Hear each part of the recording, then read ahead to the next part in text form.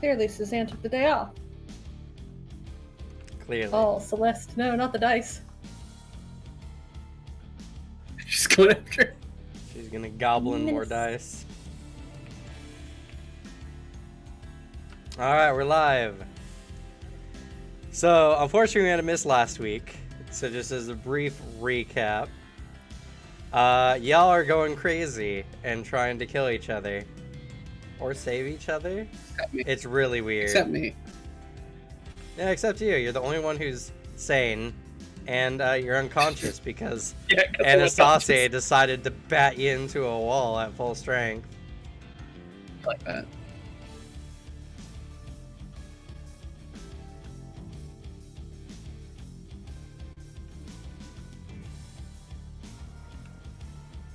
So, your camera's super frozen for me, at least. That's fun it's for me. not for me. That's just you.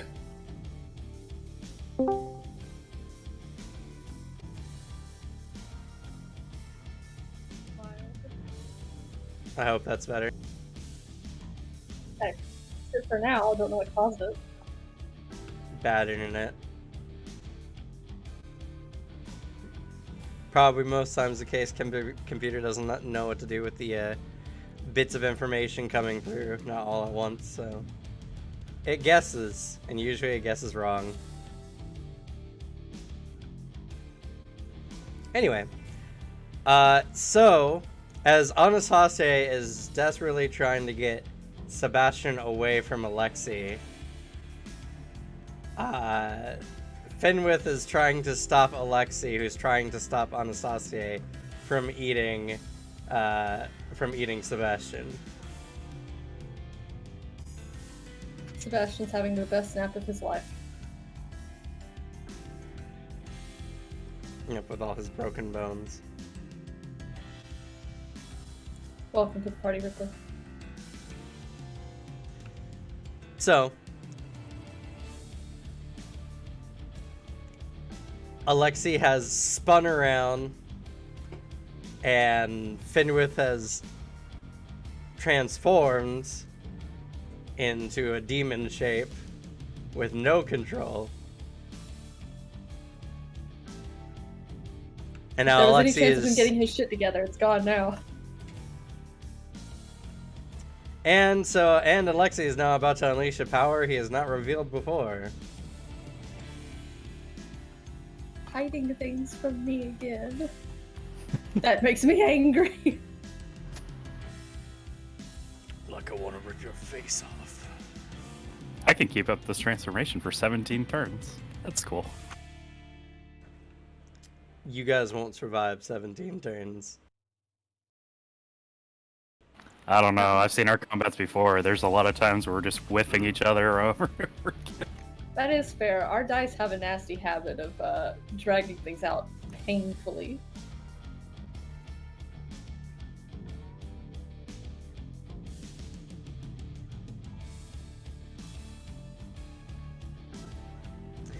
So, now's a great opportunity, since it's essentially a duel, to kind of go over some battle etiquette and epic role-playing style for one-on-one combat. And combat in general. But, anywho, you guys are going to be fighting each other, attacking each other, doing whatever. Combat always goes in order of attacker makes roll, then defender makes roll, and then damage is determined. Now, when you attack, you will declare how you're attacking your target, whether you're going for the head, going for a leg, arm, whatever it may be. The defender declares, or the defender will narrate the results.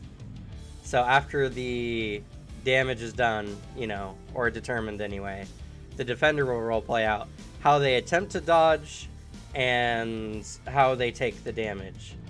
So this is you all doing your best to take your shots as part of the roleplay experience and roleplaying off of each other.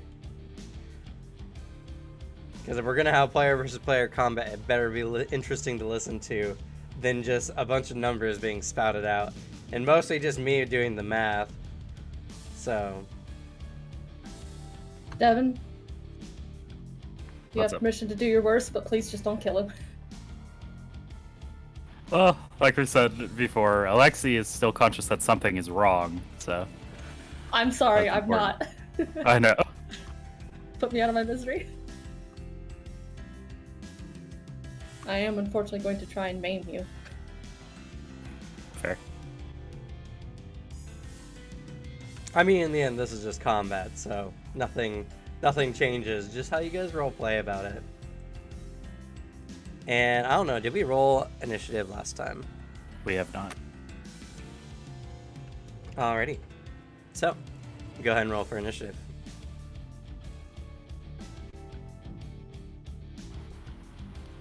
God, it's been so long. Let's see. Okay. Good news. I rolled hot shit.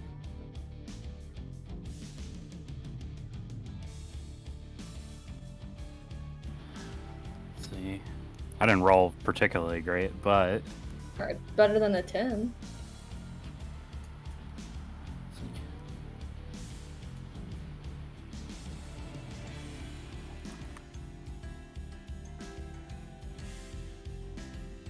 $143 initiative.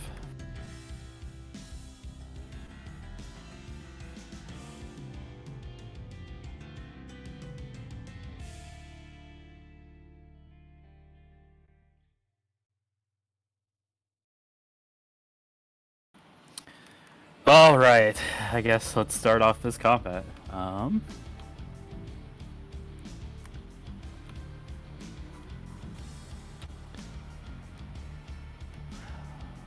What would the one that you would use? You're in the super transformation. All right. It's not the worst transformation, it's just the meanest towards your equipment. And going a little... Feral. Yeah. Which, thankfully, he's seen this one before. Alright, so he's not going to do that particular one, but he is going to go with this as a opener. Alright. Let's see. It's been 2 weeks. 1 second. Let me get my accent back. Just to confirm, Cameron, on Twitch, your camera is mirrored. It isn't. I'm looking at the Twitch stream right now. It's not mirrored. I'm looking at It is it, and opposite mirrored. Discord. It Is is. opposite. No, it's the same. I'm looking at it. It looks exactly the same. Like, So am Or I. take a screenshot.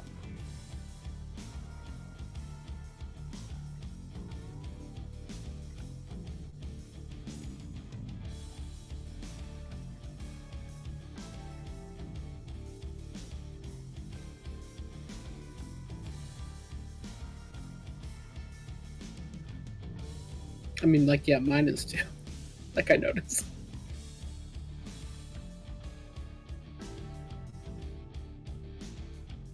I don't know. It looks completely fine on my end, and I pull up the Twitch. Now, for reference, the correct way, the cat tree should be on the left side of the box. On Twitch and on my camera. No, your camera on Discord has always had the curtains on the right side. That is not how it looks like on my end. That's weird. It's That was been Like this when way you- forever, and with it's me always looking this at way your on camera, Twitch. You walk left and into the right frame for Devin's camera. Yeah, no, it should be I walk right and walk in from Devin's right side. That's funny. I don't know. In every one of my Twitch streams, it's also correct. So I don't know. I don't know what Maybe Discord I is don't doing. watch you on the Twitch, so I guess I'm just used to the Discord one. It's always been Same. flipped then in Discord. Fair. Not that it Seems really weird. matters, so. Yeah, not really. Or was this like it's mirrored, it's wrong? It's like it hasn't changed. It literally hasn't. The way it is on Twitch, it should always be correct. Discord's been wrong for years. This Yeah. is just how your house is laid out. You don't have a choice now. The weirdest part is I don't know why Discord does that because it looks fine on my end. It's weird. Anyway, mauling Devin's character. Yeah. Or Devin mauling me first. All right. Well, seeing this transformation and going into his zone, Alexi will turn to Finwith and go, Finwith, we don't have time for this. Anastasia is planning on devouring Sebastian. Snap out of it now!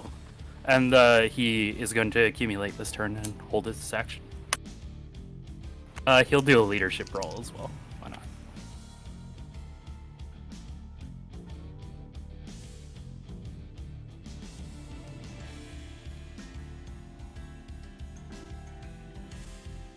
Uh, 207.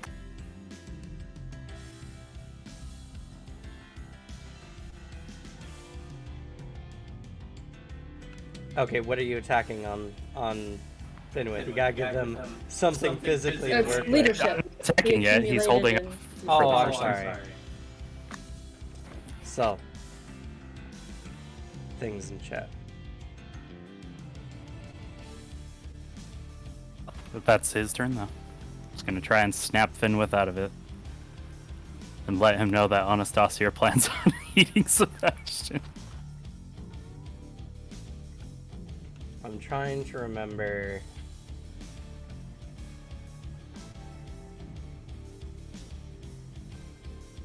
No, you actually believe that Finwith is sus for some reason. You're still paranoid, because this is why you think that Anastasia is gonna go after Sebastian, because you failed your last paranoia check. Finwith wasn't mentioned directly, but you're still paranoid of everyone. Okay. Even though I know what's up. Okay, whatever. It's madness. It doesn't change his action. He's baiting in the aggressive thing for an attack. Okay. Oh no, the counter build.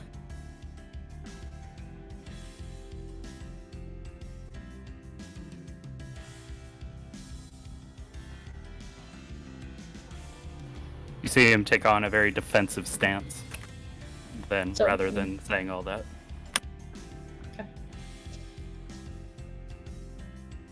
Alrighty, so you take up stance, then yeah. No psychic resistances this time round. Not that Finwith is good at them. Alright, no, Finwith is pretty much completely feral in the wrath of the Ignis form, and he crouches down and you can see kind of like a whip-thin, like, red bone tail kind of whirl away from the smoke. His whole face completely consumed by it. You just see the red gleam of the eyes, and where the flesh has been begun to like burn away from his fingertips, exposing the bony red talons. And you can see his entire body coil against the ground, and then he lunges, and he's going to charge straight at you, and leap up, kind of expecting the brace of the sword, and try to rake past it at your chest.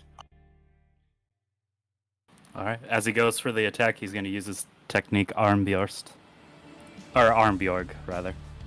And all of a sudden, he kind of takes a step back and a ice duplicate of him appears in front.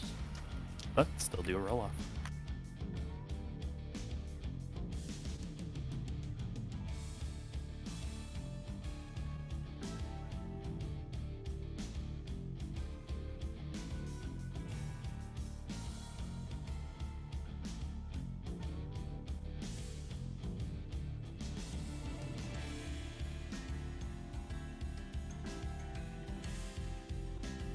.320 attack.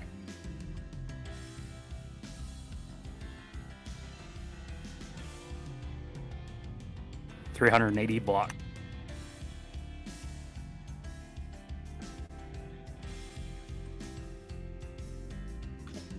F's when you don't have Zen. A little rough. So as Fenwith comes smashing down into the ice duplicate of Alexei starts just making a swing, and he's going to take the counterattack. Let's see. Aiming for. So that's 60 over, so that's a plus 30 to the counter, yeah? And Correct. aiming for what? Let's see. Aiming, but not really aiming. Aiming for a body part, you gotta claim it before you roll. Yeah. That's fair. As he bursts through the ice, the fragmentations everywhere, Alexei is going to make a diagonal swing across the chest. Okay, so that's a 30, but because of Arm Bjor, that's going to be a plus 80 to the attack.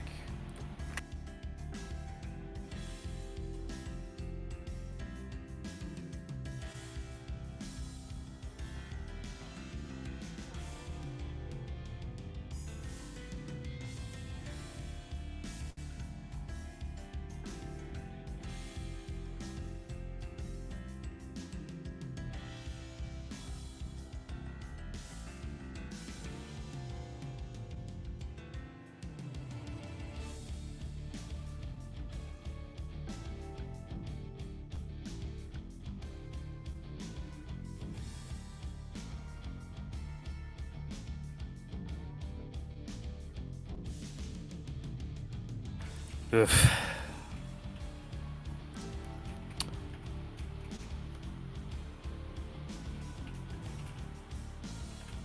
And there's no holding back on these because I think he's sus, or would the something off allow for holding back? No, you guys are completely paranoid because you failed your last check, which means that you believe your allies are not necessarily your allies. Okay, so the whole bit where I knew something was up just doesn't matter. No, so what happened last time was, for a moment, you had made your check, and then you failed the next check. So how it was perceived was, you feel like something is off, but you also feel like Anasaste is about to eat Sebastian. Okay. So you had a it's trying to justify something that doesn't make sense because you're insane. Okay. Then sorry, I guess. As he arcs forward and a kind of cold is emanating off the blade, as the 415 attack.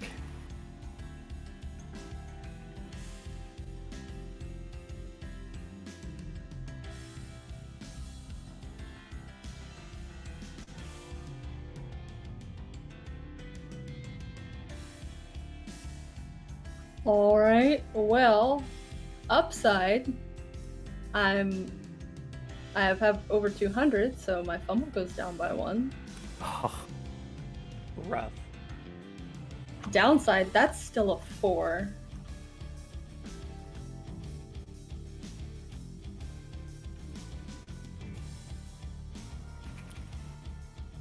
oh. And you have bad luck, don't you? Yep. Which is why I didn't fumble. Actually, no. It would only decrease it by 1, so I don't fumble on a 5. I fumble on a 4 still. Yep. So that is a fumble. Alright, roll your botch level. Minus 15. Or no, plus 0. Oh, another 4. Okay, minimum botch. It's just 4 is reduced from your block.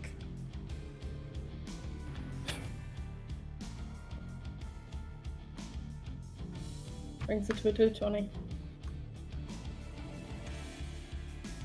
That's 195 over. What is your slashing armor?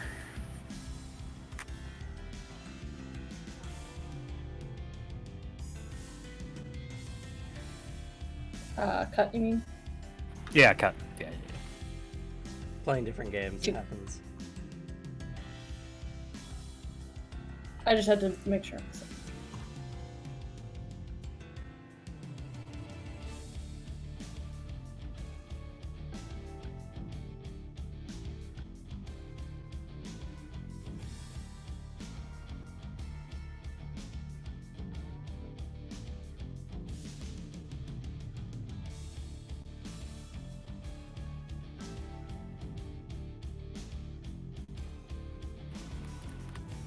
Oh, you're totaling up the cat armor? No, it's 2. They said it's Oh, What'd you do? completely cleaves through it. Alright.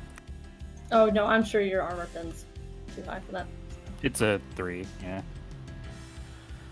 Alright. Let's see. Let's get that damage. Okay.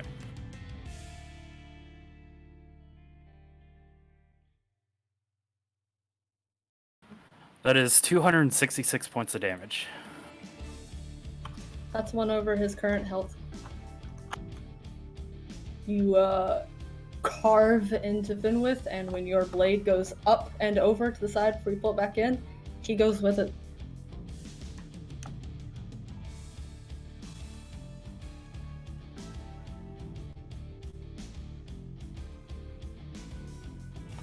Any blood on your blade is instantly steaming. Especially with the cold fire hitting each other. Hold on, just a second.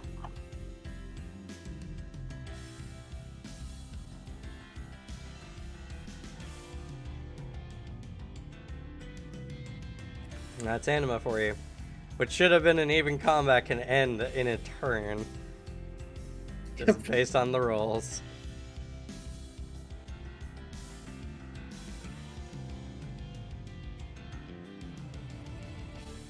Alright, there we go. I had requests for kitten and food at the same time. Not a good time.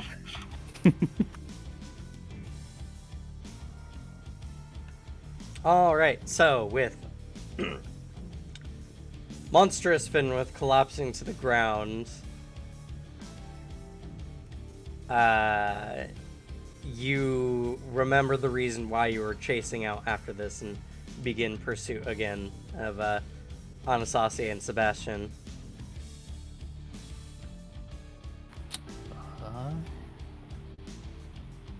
Yeah, he'll keep up the transformation for now. Okay. As he follows.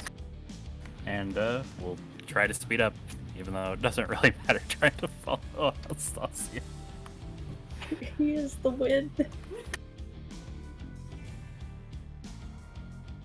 Not bad.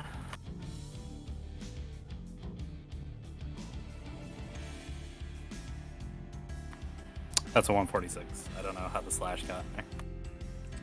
Alright, that's enough to improve it by 2 agility or 2 movement value.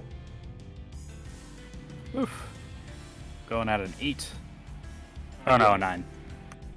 Well, Anastasia still leaves you in the dust. You get just to the end of the lobby and begin climbing up the ladder when we go ahead and move over to Anastasia and Sebastian. One moment.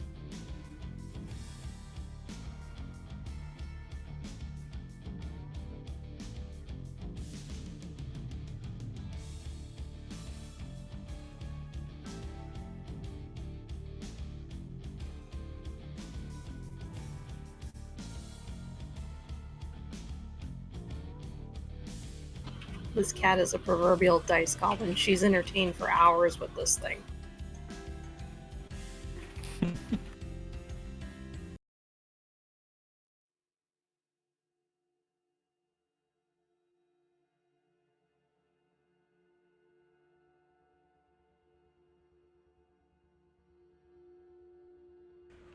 Alright, so Anastasia, you're up in the cabin above the facility, and you've set Sebastian down on, like, a bed. It's been a while since you've heard anyone approaching you.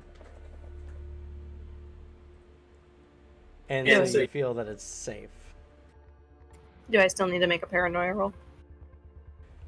No, But when you look at Sebastian, you become stricken with a sudden great anxiety that he'll wake up.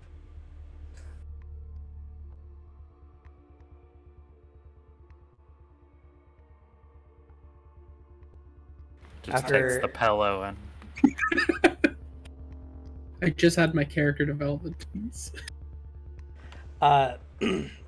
Sebastian, after a couple of minutes, you begin to rouse from your unconscious state, very pained and a bit fuzzy.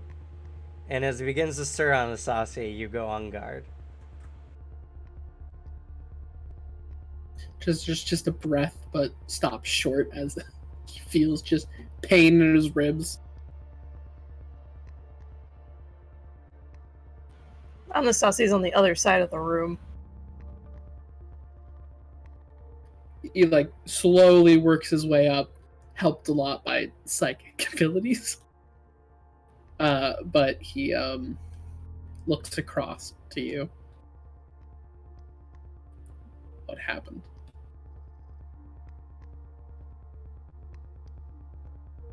You don't feel like telling him. He might use it against you.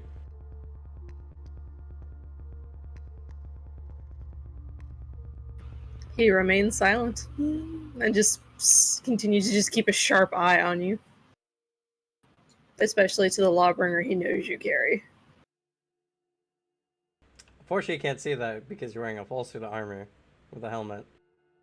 Yeah. Oh no, the helmet's off because he was wearing the band. Oh, that's fair.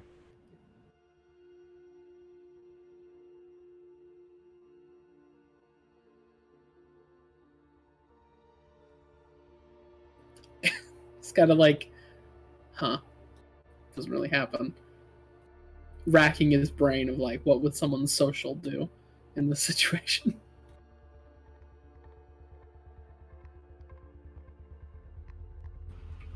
It is easy to notice that he's the only one in the room with you. Where are the others?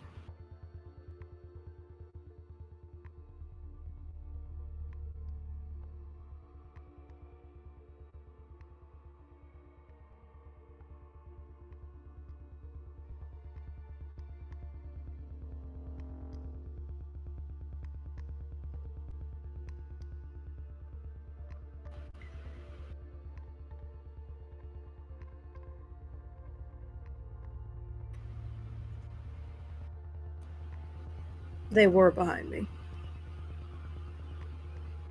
I don't know where they are. Did something happen to them?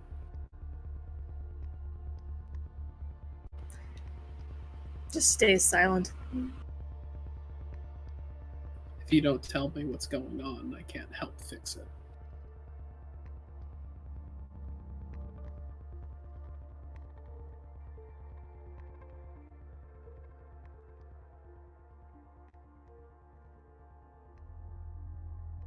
As he says this, he's going to try to get a read on Anastasia using his insight.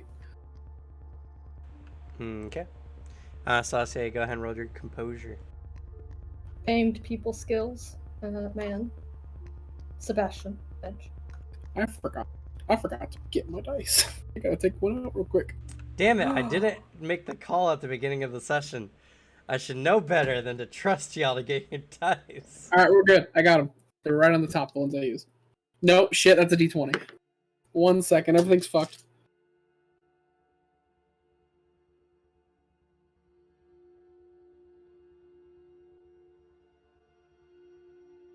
And I'll reiterate, or I'll mention again, since it's been a week. You saw you saw a figure, strange, floating in the middle of the room, and you sensed waves of chaos from it. Yeah. When you attacked it last, Anastasia, and almost hit Anastasia, they very uncharacteristically attacked you. And you also saw that both Alexei and Finwith were acting incredibly anxious and had a familiar look of paranoia over their faces. Yeah. He has a few ideas and also does not want to get attacked again. So.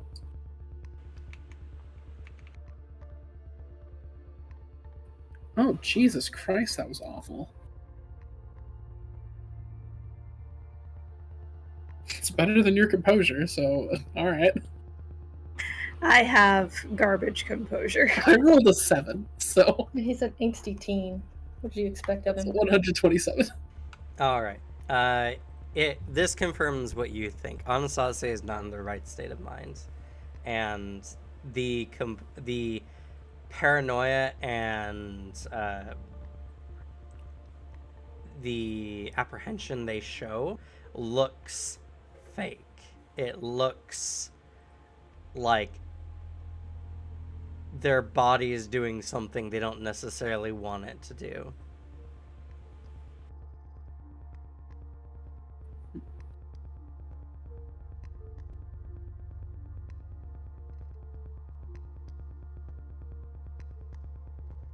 I can see you're in a position of great stress right now. I believe you might be undergoing what happened to me earlier today.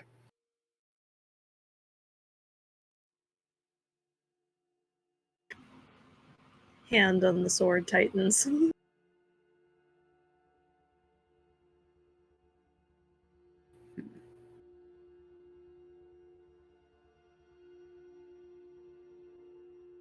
When I was in that room, I saw a figure in there, hanging upside down, emanating chaotic energies. I believe that might be what's happening right now, affecting everyone.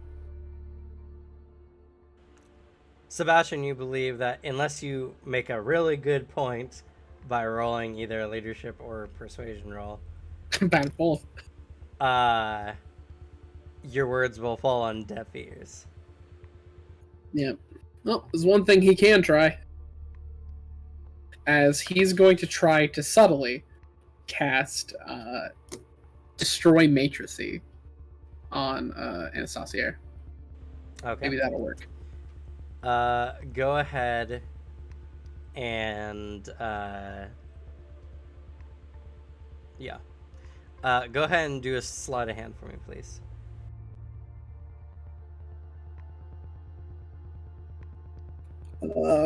Is there a sleight of hand? I believe there is. There is. It is. It's under creative. Huh. Well, I don't got any, so. Okay. Then just make a base D100 roll. Anastasia, what's your notice? 81. It's an 85. Damn it. God damn it. All right, well, go ahead and roll the potential for the skill. Okay.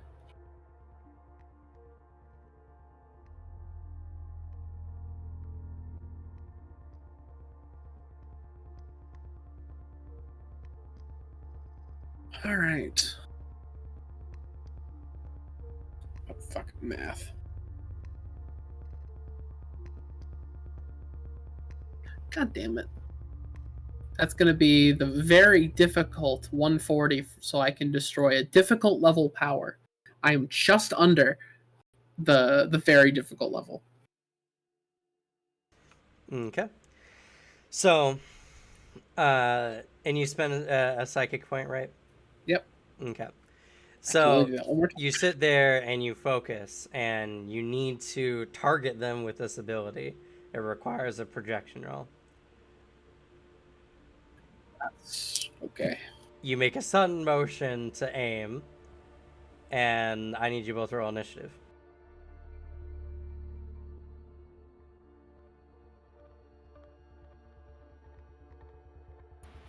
This isn't gonna go well.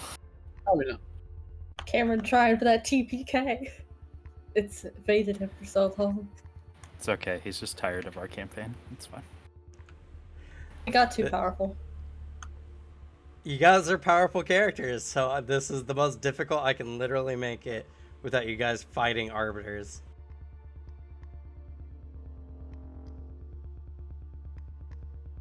It's a 128 initiative. I rolled very bad. I'm actually worse than you. Oh shit.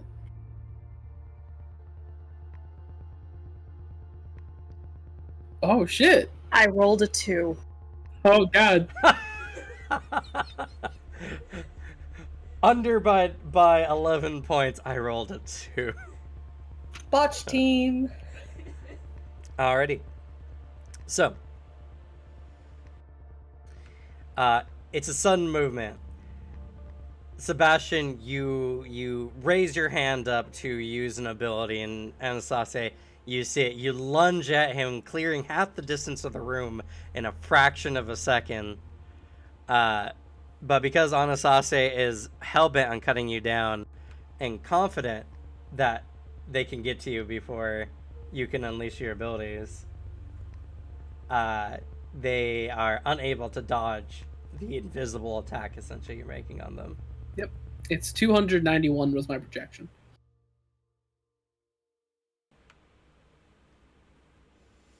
Sure, let's make this legit. Why not? Anastasia, go ahead and make a defense roll minus 80.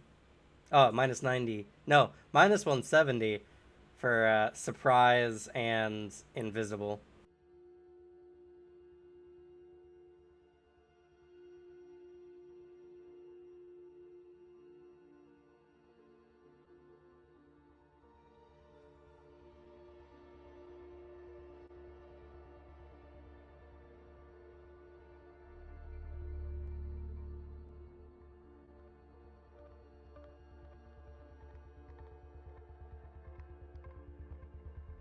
I also realized that after all this time, we have a dice roller on Roll20. Y'all can just put your modifier into it and just... I ain't trusting that shit. It's funner to roll physical ones. My dice even do if they me give you good. 4 in a row.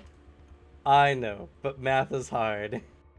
It is, but these dice are very good to me sometimes. He's in a relationship with his dice. Sometimes it rolls consistent 80s, sometimes it just does 10s for a while. It does what it wants.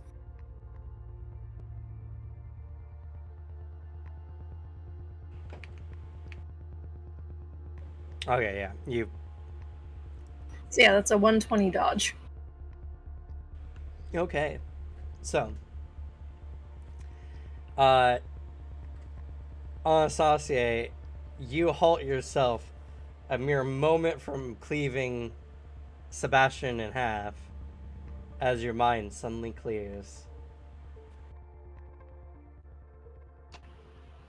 Sebastian's like still passive, just no reaction to you almost swinging at him.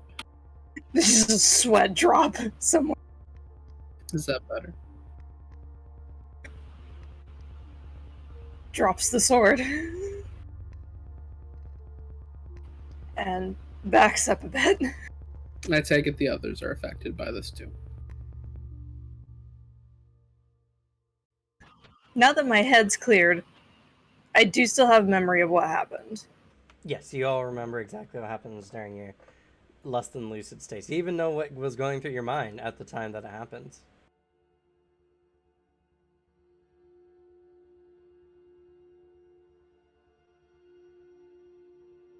Something with the bandage thing. You guys hear the sound of someone climbing the ladder up through the tunnel. Can I guess based off the sound who it is? That would be an incredibly hard search roll, but go ahead. I want to try it too. Sure. The DC for this will be 180.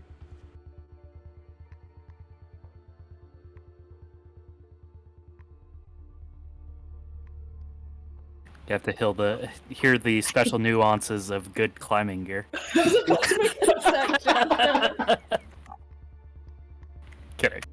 I only got a 142 for the search. Not the 180. I got you 20. No worries. Only the 110.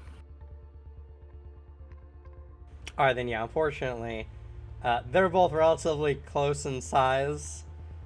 Detecting the slight nuances between their cadences is nigh impossible for you. So, someone is approaching you. You have a few moments before they arrive. I can do the same thing again. I just need you to cover me. I can do that. Grabs Perfect. sword, takes defensive position in front of Sebastian. Sebastian is like decent amount back, just ready to use the same power. You're just gonna get him as he's climbing up the fucking ladder. Just smack him back down. I'm surprised you guys just don't try to shoot him fish in a barrel style, but also probably a risk of him just dropping off for some reason. Should I, yeah, you think I could channel 7+ intensities of electricity through that ladder? I think it'd be a good time. Unfortunately, they're all rebar and cement, so they're not actually connected to each other. You can electrify the top rung for as much as that's worth. Dang. Want to just, electrocute anything. But at least I know, because Anima works off video game logic, just like typing is important. If anyone's standing in a body of water, they're fucked around me. Like, I'm just gonna... Everybody in, sitting in a puddle is just dead. I played Infamous, I know what's happening.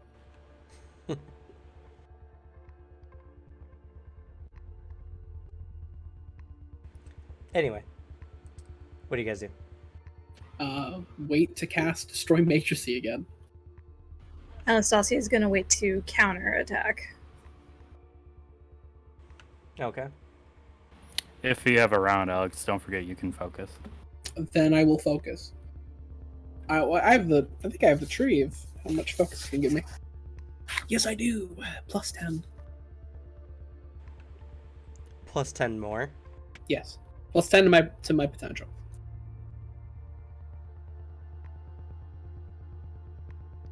I wrote out the what focus does in my sheet. Oh, okay. I thought you had an advantage. No. That'd be great. Oh, okay. I wish. There's an advantage for it, which doubles the bonus, but... Yeah. Oh, yeah, there is. Yeah. I don't have it. It doesn't happen often enough for me to do it. Fair. Most of my shit is, in a combat, so...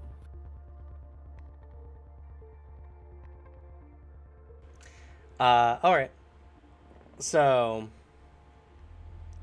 Alexi, as you're climbing up, Send some people up there. you do sense some people up there.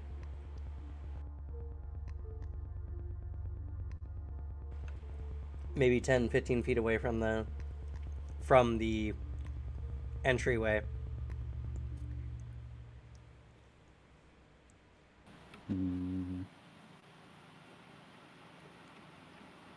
What would paranoid Alexi do?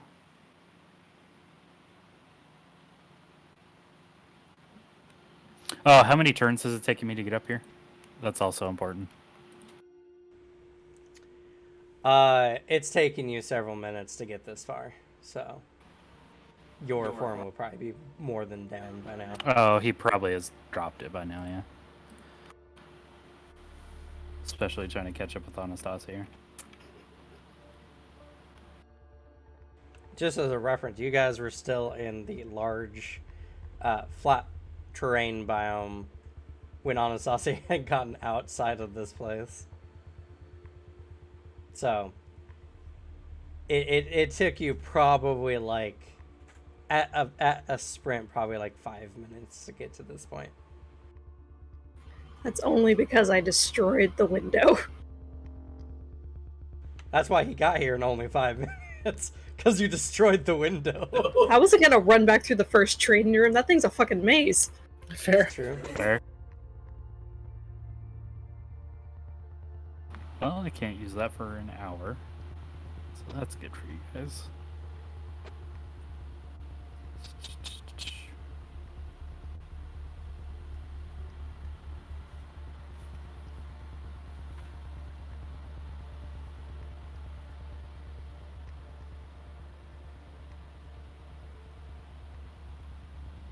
And where the two of them were fighting, that was still an astroturf closer to the observation, or have we gotten it yet? You guys have maybe halfway through the astroturf place.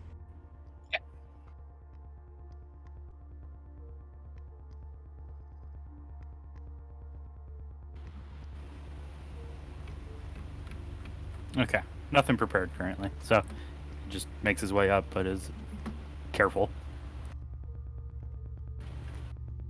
As careful as a big ass Viking on a metal ladder can be, anyway.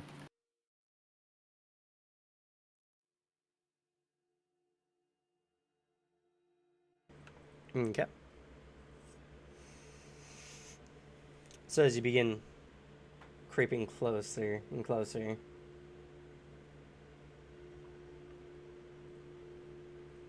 you listen into the room.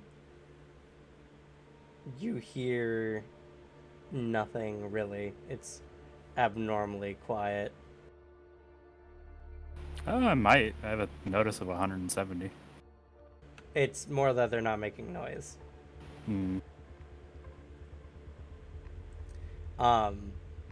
The two are really close together, and so you're filled with that fear that maybe Anastasia is already feeding upon Sebastian. All right. He'll ready himself, and then using some fatigue, will try to heft himself up to try and stop Anastasia from devouring. All right. So you grab the top rung and you lift, flexing your muscles. You spring up out of the the tunnel, I guess. And while midair, this is the perfect time for Sebastian to destroy Majesty. Destroy He's already Majesty. raiding. He has his hand like outstretched already. The moment he sees anyone, just boom. He.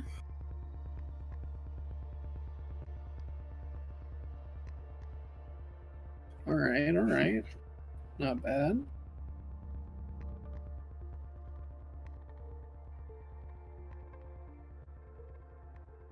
Okay. 193. That bumps me up to the 180. So very difficult level powers are destroyed. go ahead and make a projection. And Alexi, go ahead and try to block. I'm going to bend luck. I got a 1 on that roll. I'm Yeah, doing you a definitely good are going to redo. want to. So go ahead and make a defense roll minus 80. That's really bad, but better than a 1. Well, I don't have my sword out. You're also midair. That No, would if he was trying to dodge, but he can also physically deflect energy. True. Bunch of freaks of nature, you lot are. I mean, you can too. Shh. I'm not here. I'm bleeding out on some astroturf. So I have a Smoking minus- up the room real bad.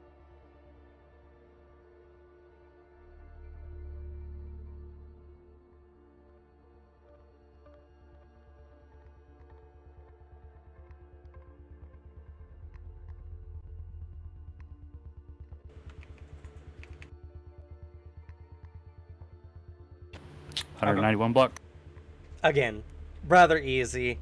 By the time your massive frame hits the ground, your mind has suddenly cleared.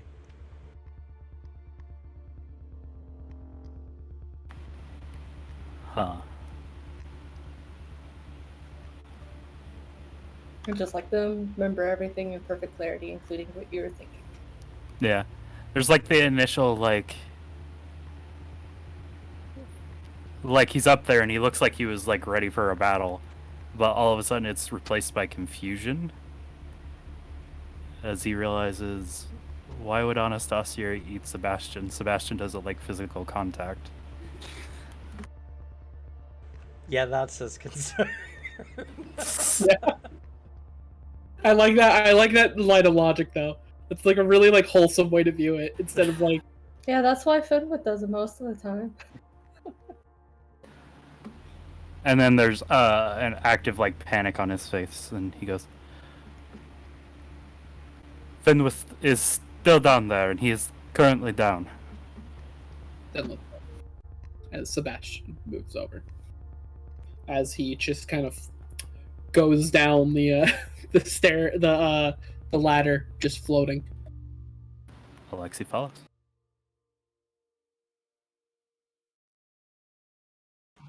Anastasia's a little apprehensive about going back down there given what's happened. Fair. But he follows, but he waits for everyone to get a good distance down the ladder before he follows. Okay.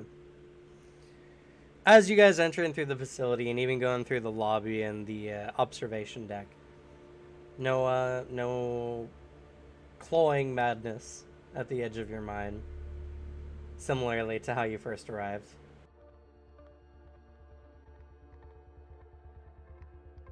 You see the busted window, and it takes a few minutes, especially if you guys are going at a less than breakneck pace. Sebastian tries to go quickly. Okay. What's your...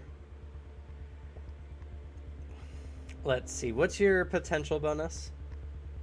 My potential is a 120 currently. Okay, it's 120. All And I- right. And what would the fly at the 140 put you at? That'd be a flight value of 8, but I have an agility of 9, so would that actually be quicker just to run? It would be quicker for you to actually just run, yes. He just runs. Except for like the Okay. window part, he just like floats over it and keeps going. How uncomposed of you. Alexi is also running because as last he left Finwith was bleeding on the ground. So That's true. It will take you substantially longer because that ladder takes a long time for you to get down. fair. A few minutes. By the time that everyone is getting there, Finwith, you begin. What? How much did you? Oh, you were one past your health. Yeah, so you actually were it's negative not 1. too long after, like Alexi had left. When he comes to, what would he be at? Does he stabilize at 1 or? You stabilize at 1. Okay. Is he still in the grips of the paranoia? Like, where's he at? Yes. You. There's an immediate panic that you were being attacked. There's a sensation that they could be anywhere around you, even if you can't sense them. And you get the feeling that you're incredibly vulnerable here. Yeah, no, especially out in the open in this weird fake place. He'll actually, the smartest thing would be to retreat to the dark area and basically just hide in the maze. He's too weak to fight them. Okay. Going with your instincts, you head off in that direction and you kind of enter into the dark maze. He goes until he gets lost in it, finds a corner somewhere, curls up, and has dropped the shape. If he needs to panic use Xeon to resume, then he'll do so, but otherwise he's focused on finding somewhere to hide. Though it's a little bit difficult with the blood, so he's kind of like takes off the fur mantle and like holds it to himself so that he doesn't leave like tracks. Yeah, and you couldn't maintain your demon shape anyway, so Yeah. It's too Xeon extensive. You would have drained yourself. So upon going unconscious, Yeah. you probably would have dropped it. But okay. So as you do that, Sebastian, you're flying out, and you come to a spot that has a particular amount of blood that you can see. A particular amount. A good amount of blood from a pretty serious wound is on the ground. And is there a trail? You can make a survival or tracking. Sure. I would love to make a survival check.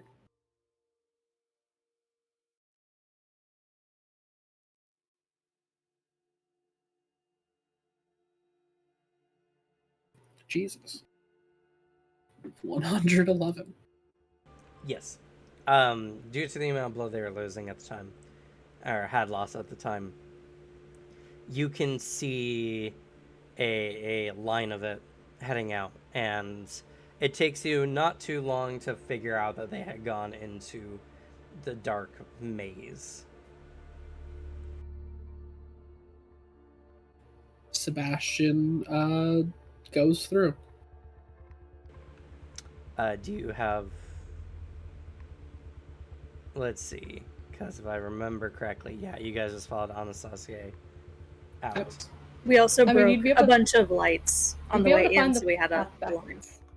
We And spent Fenwick would these. have found a darker spot to leave the trail of shattered lights. Okay. Sebastian has an idea. He has a gamble he wants to make. Okay. The fact he can't see doesn't matter here.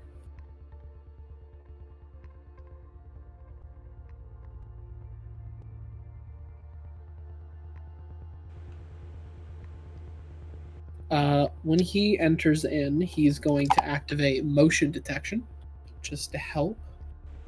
Okay. At least for the first part, until it becomes just a maintenance thing. Where the fuck is there? It is. There's motion detection.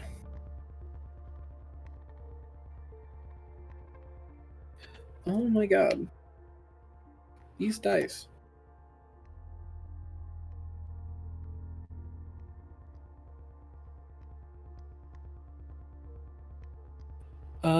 All right, that's gonna be the very difficult, the 140. So at 160 physical resistance, and I have a 150-foot radius. Okay. And it's physical resistance or psychic? Physical. Okay. So, Fenwick, go ahead and make a physical resistance check, please.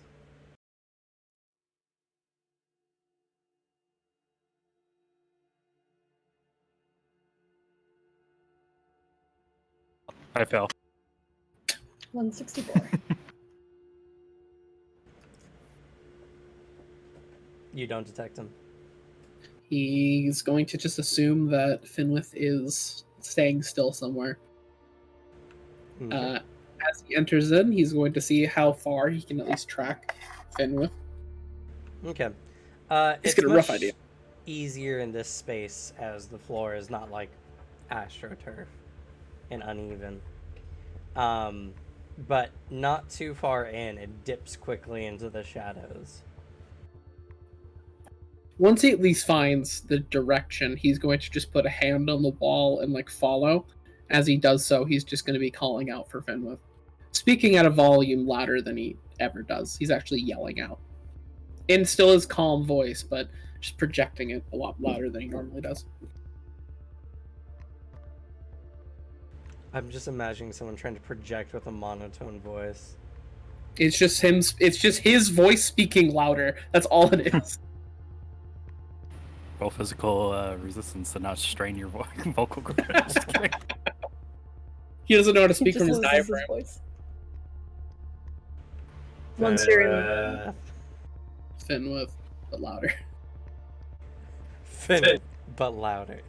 Yeah. Anyway, so as you're going through, it doesn't take too long for Finwith to start hearing this voice calling out for them, and you're filled with a sense Going through the maze. that they're looking for you, and that's a bad thing. He did attack Alexei. He turns into monsters. He's already wounded on the back foot. He's cornered in the darkness. Well,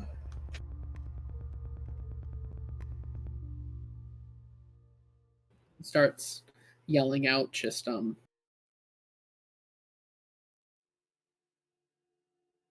last psychic here is making us all paranoid. I need you to trust me.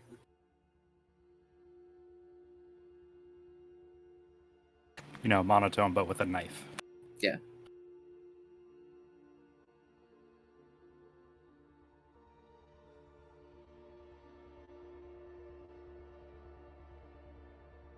alright.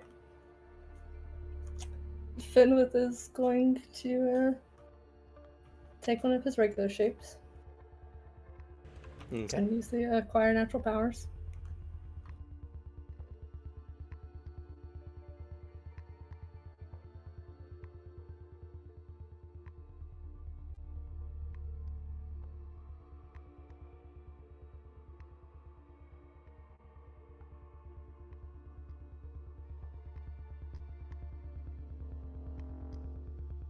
And Cameron, I'll send it to you. Which one? Ooh. Just so it's a nice Okay. surprise in the darkness.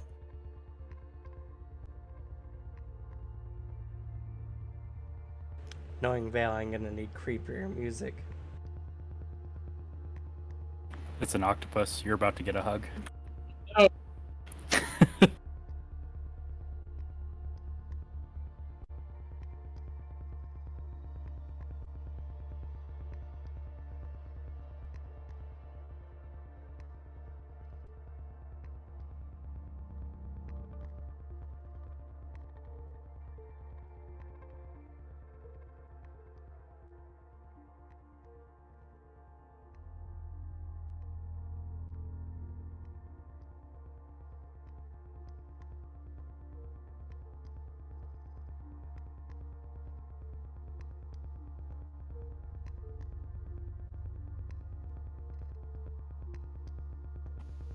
While going through this hallway, Anastasia would ask Sebastian, "Do you want me to take a defense up front, just in case?" You're behind by a significant amount. All right. Okay, fair enough. Can I at least follow with the maze, or how is that going to work, given how long the hallways are? You're not even in the maze at the moment. You and Alexia are still making your way there. Okay. Sebastian jumped into the tunnel and flew down, but Alexia had to go down at a quarter speed. And then you waited even longer than that, so. All right then. The way I have a plan, it might work. We will see. Because I can't. I don't have the psychic points to destroy matrices, so I'm making a gamble right now. I have a feeling it might.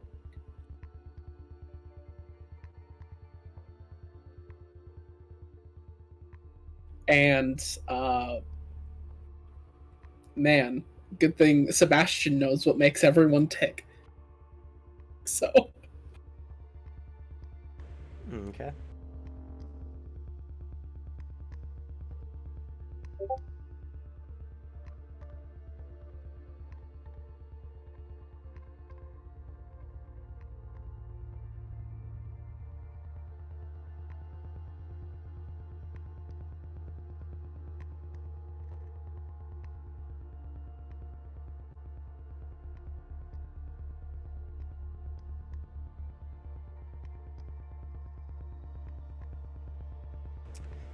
Oh, goody. Alright, 1 second.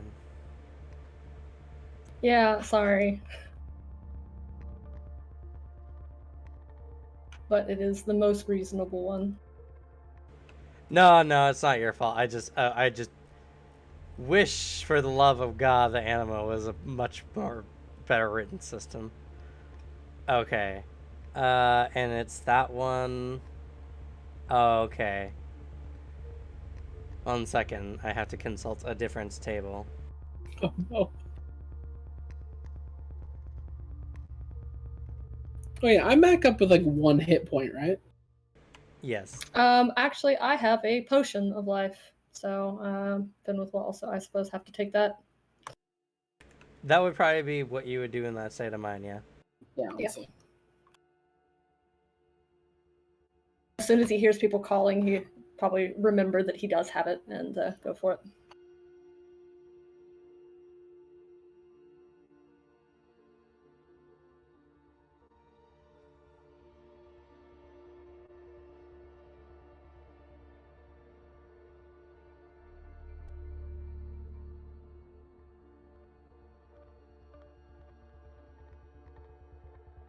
Oh, never mind. It's probably the centipede.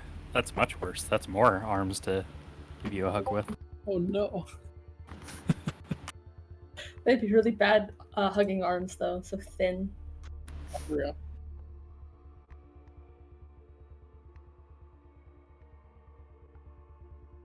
Feel vaguely of eyelashes slowly flickering on your body. Ugh.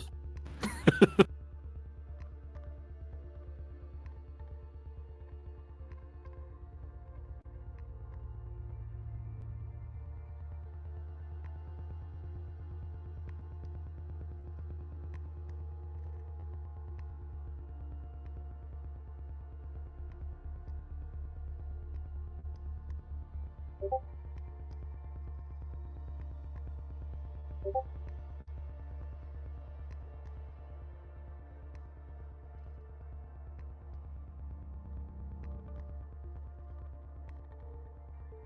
feel like Wrath Demon Centipede form would be like a very unsettling change.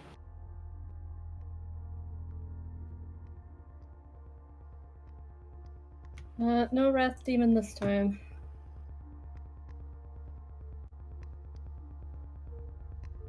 And for not Cameron, who's figuring stuff out, what's the healing for the potion? It's a regeneration 16, so for 5 rounds you would get. Oh, actually, maybe I wrote that on my sheet. No, of course not. I looked it up and then I didn't write it down. Should be the Anima chat picture. Bookshelf life. Yeah, it just gives you the regeneration level. It doesn't give you the Ah, actual okay. healing. So, one second. I'll look it up.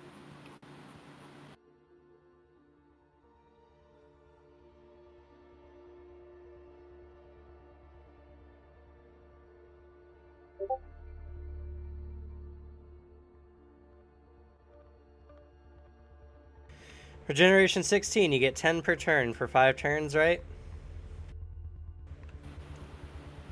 So 50 hit 51 points. health. Yep. So, give you 50 health at the end. If you drink the whole thing, unless you want to do No, like there's a no way half he and would half. not take it all. Fair. Because I'm amazing and I can both help Vale and look this up at the same time. Super DM.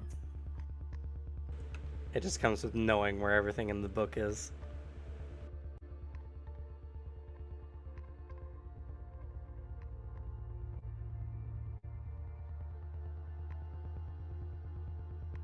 Oh, good. If I had sliced an arm off, you would not grow it back because it takes 3 days. Never mind. He has a shape that could regrow limbs Fair. if he takes it. They'll come back.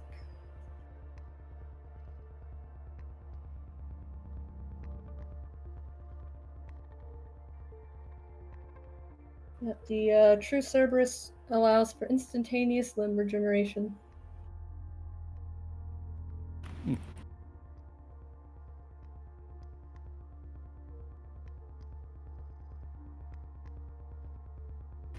How's Sebastian's hit points looking? Still out of 1? Listen, I said I'm making a gamble here. You did. I have an idea. It might work.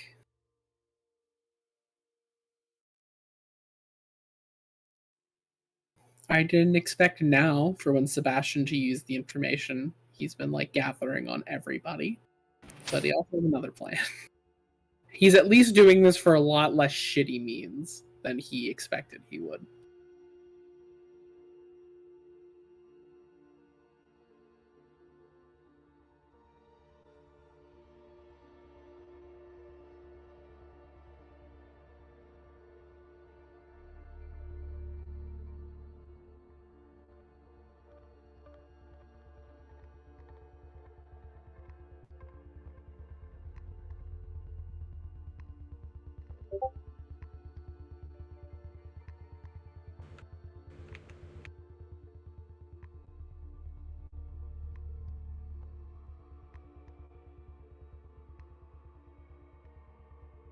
Alright, got that figured out. So...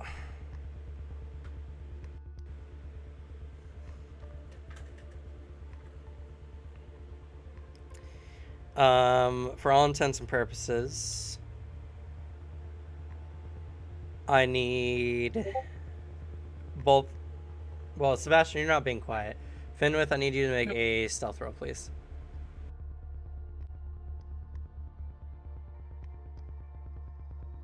To remain undetected as best as you can.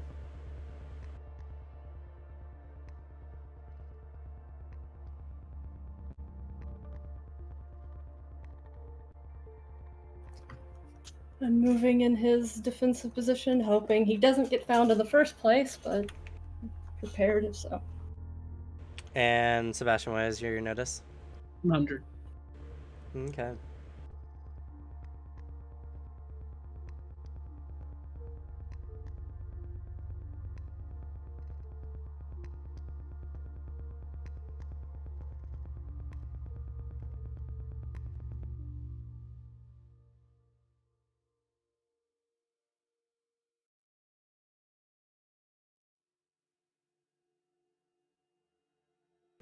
One second, verifying something.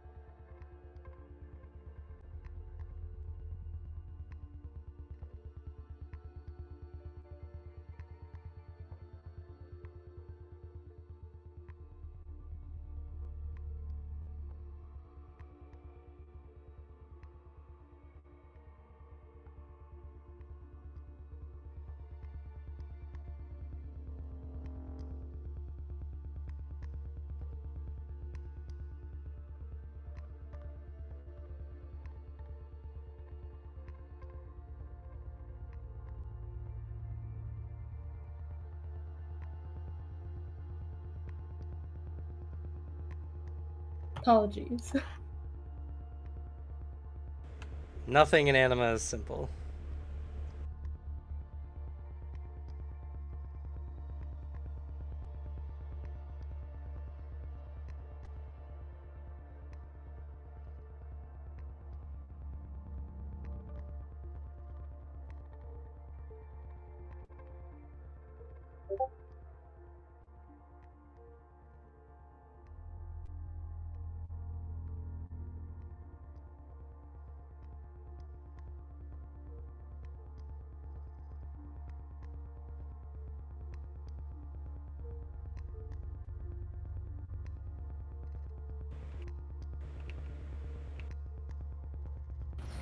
It's so hot in here. It is very warm.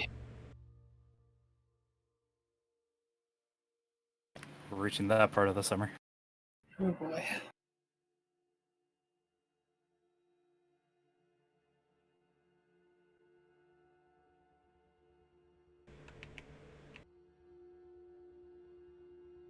The little fan that could is trying, but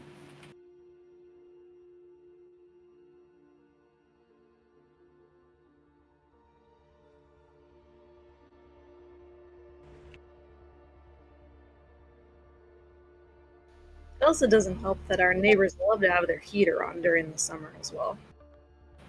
well, you know, gotta save on that power. Alright, I think that's everything then, Cameron. Yep. Yeah, that one's a 10 cost, so it's not an issue. No worries.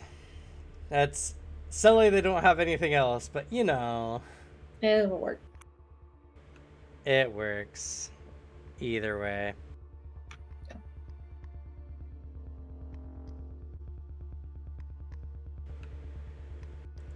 So,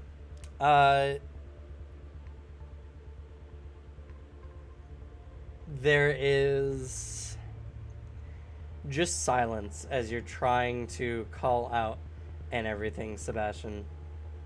I suppose technically you would feel movement at some point because he failed. Did you fail? I believe you passed the check, didn't you? You passed. Oh, I did? Yeah. Oh, okay. Yeah. I think it's like a 140 and you rolled like a 160 or Okay. something. It was yeah, 160. yeah. You know, you got Fine. 164. Ah, that's what it was. Got it. Yeah. So,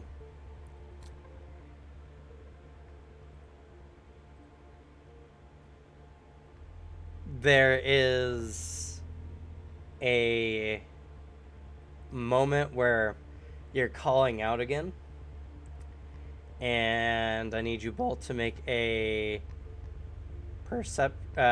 need you both to make an initiative check for me, please. Sebastian, you will be making yours at -80. Everyone's frozen on stream, by the way. It's because I closed Yes. the window. isn't Except it? for me, weirdly.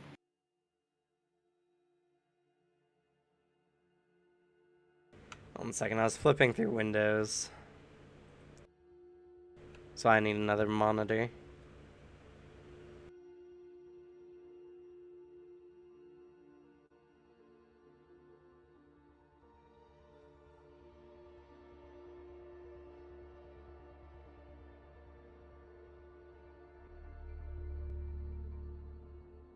I'm sorry, the only open roll Fenwith will ever get on initiative, just for you. No.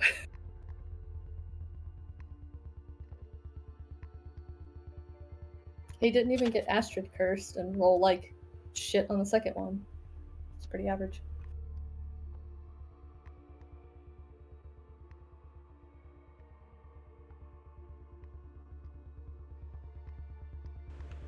Okay. So, there's a sudden movement, and before you get the chance to react, That's Sebastian. 156 over. Holy shit. I mean, you just had to go above him. But something suddenly attacks you. I need you to make a Fenwith, go ahead and make an attack roll. Sebastian, go ahead and make a defense roll at minus 90. Can I use psychic Oh, stuff? I'm sorry.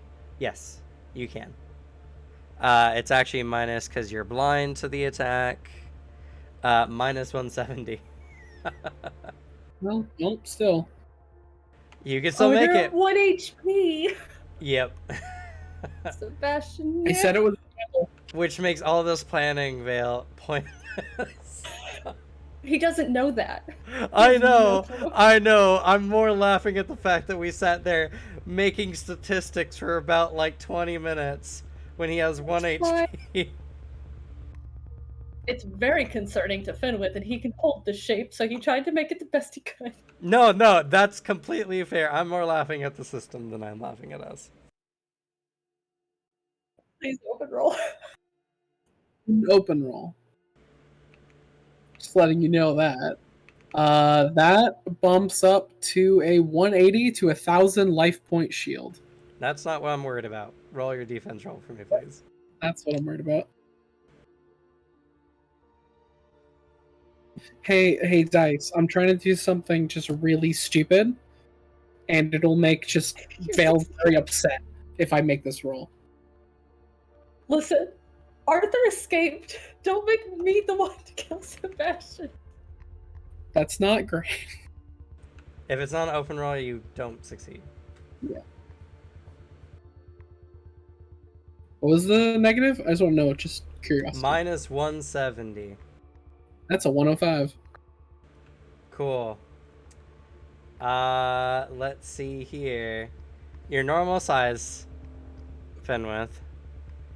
Yep, that's 40 base, 20 for strength, And 20 what for is ki, your, 80. I guess, thrust armor? 6. Okay. That might help. So 105 versus 317, so that's a difference of 212. Minus 6. 110 minus 6, like So it's 150%, so that's going to be 60 120 damage. damage.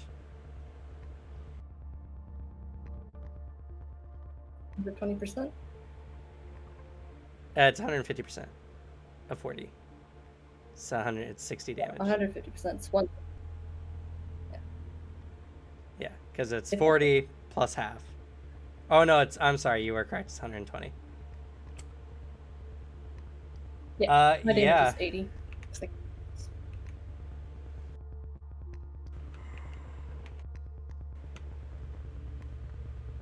why did you come alone? He was trying, he had an idea, he just needed to at least say something. He had an idea of a point he could make.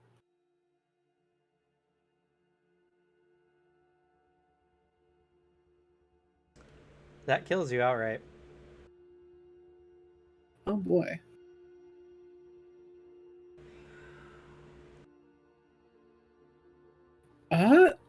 Oh wait, shit! I have an idea. Wait, I just remembered I could do this. Okay. I'll hear it out. I have another chance at shield because of magnetic shield, and I can use my full potential for another thing. Okay, sure. Go ahead. It is a chance. Please do it. You gotta. Something is slipping past your shield very, very quickly. It wouldn't have, if you roll high enough, it might actually deflect the attack as well. And no, this is your natural attack, Finwith, not your martial attack. So the base damage is based on your size for a natural weapon. It's not increased by God. anything? No, because the attack you're using to deliver your poison, essentially, has to be from a natural weapon. Okay. You can't use your martial arts with it or anything like that. No, it's not martial arts. It's just like the key increased strength damage bonus. and stuff like that. That's what I was asking. Oh, yes, that would technically. Okay. About to say, because I'm pretty sure my like aura extension and increased damage and stuff like that confers. Yes, but your base damage is actually 20 plus whatever for a natural weapon. It's based on your size. Medium-sized creatures.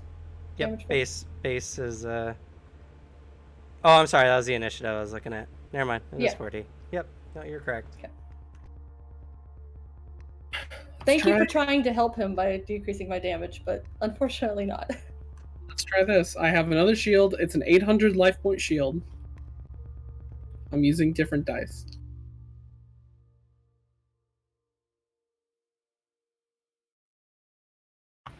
The gods be with you.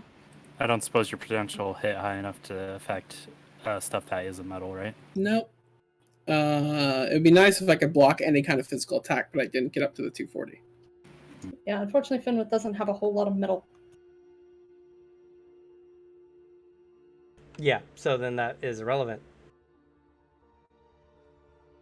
I mean, and that's minus what? 170. So 135. Well, unfortunately, unless you get 240, you can't block any physical attack. Has to be something. No. That's to cause it to deflect. It does it lowers the person's attack potential if it's metal. Yeah, it lowers your attack ability if it's a completely metal or using an electricity attack. No. It says right here, at high levels, this shield can stop any physical object, even if it isn't metal. The attack is innately designed for metal or electricity. Okay. Finwith is all natural, baby.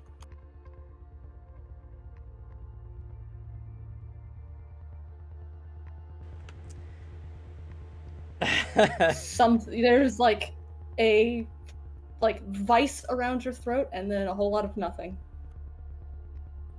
You promise, Cameron. You did it! What am I supposed to do? Give me one freebie. Just one oopsie. He did give you a freebie. He had Noah show up and save your ass.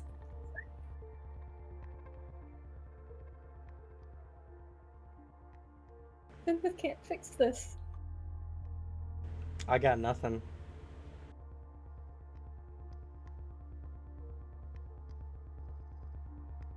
So we're gonna go ahead and cut to Alexei and Anastasia. You get to the point where you see a large pool of blood. Actually, you know what? All right, I might have one more Deus Ex Machina in store. I need Finwith, go ahead and roll for me a critical level of 120 plus. I was also about to say, does Finwith get to make any rolls after killing an ally? I mean, yes, but not the kind you want. First, let's deal with this before anything. So yeah, it's a critical roll, so 120 plus D100.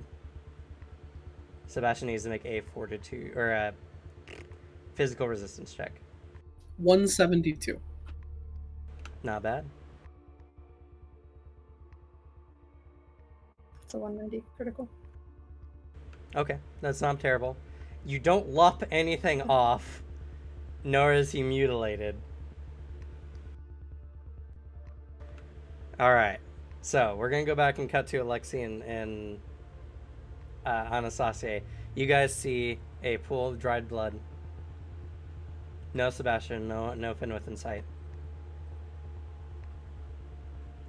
For Alexi, it's hard. You know that there's some people about, but it's rough to detect, similar to what you felt before.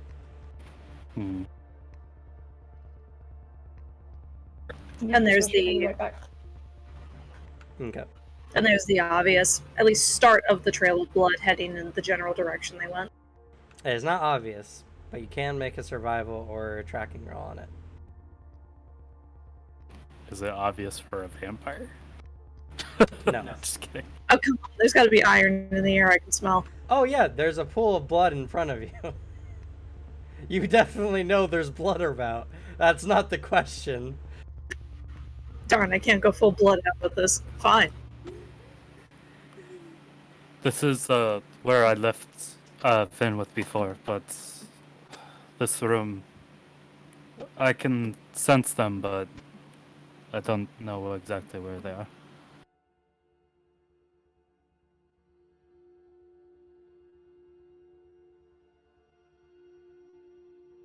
That is a 108 survival. Okay, that's more than enough. You see the trail of blood leading off in a direction. Is it a familiar direction? Yeah, following it for a little bit, you know that obviously it's heading towards the dark labyrinth area. They went into the dark one, the dark room.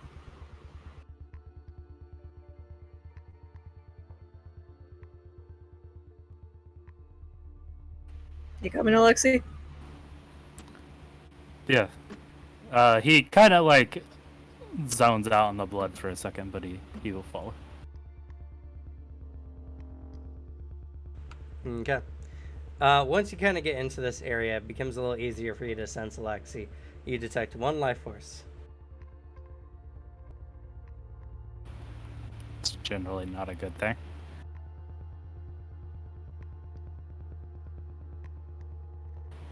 Start. Does he have a better sense of the direction that it's in now? Yes. I do sense someone over here, but I'm not sure if it's either one of them or one of the children.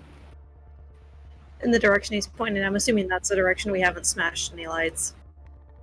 It because it's a directional thing, it's hard to say, but it does definitely seem to be off the path. Okay. Might as well keep following the blood at least until it leaves the line of it. That's true. You can see the blood. Yeah, that's okay. Totally spaced on that for a moment. So you see the blood kind of go in for a bit on the lighted path before cutting off into the darkness. And as you guys are kind of going in through, Anastasia, you see a body on the floor. Do I recognize it? Yes, it is Sebastian's body. As you go up and you see there's a large puncture wound on his neck and a large amount of blood all about him. Tell me you sense something, Alexi. Yes, there's something else. Unfortunately, you don't know the exact distance or anything, but you know the general direction of something. It was more a play of him going, please tell me you're sensing life in this body. Oh, that's a different question. He does not. I'm sure I don't have to tell you, Cameron, that he likely would have retreated further into the darkness. Yes. Alexi takes a very stone expression and looks at you and shakes his head.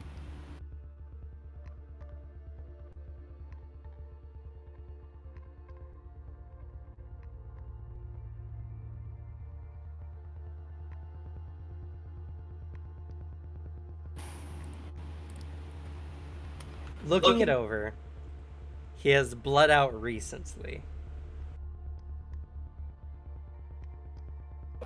He could attempt it. He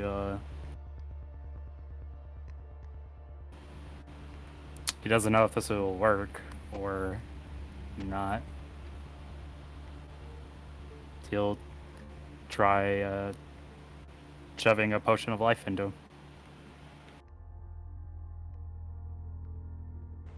Okay. Tilting is, well, you can't see. You're gonna have to have Anastasia do it, unless you guys decide to break a light. Anastasia will smash the light. Okay. The light smashes, shards of thick glass kind of rain around you.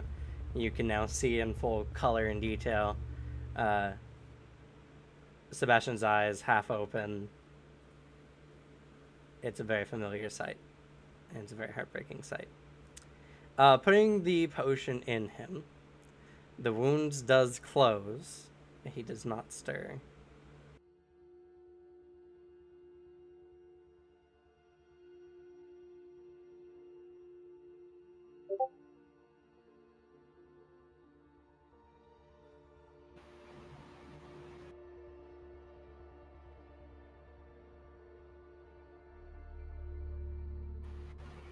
I don't assume stuff like CPR is an actual thing in this game, is it? Yes, it's called medicine.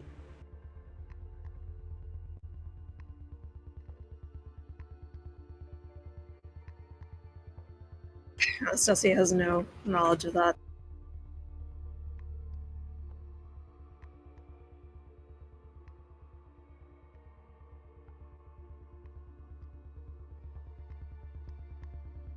Oh.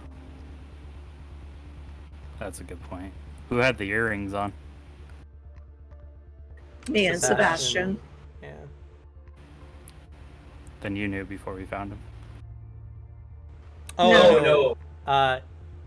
The ring That's the is ring. what you're talking about. not the Yeah. The earring is what we had, Oh, okay. Good. and we weren't communicating. Fair.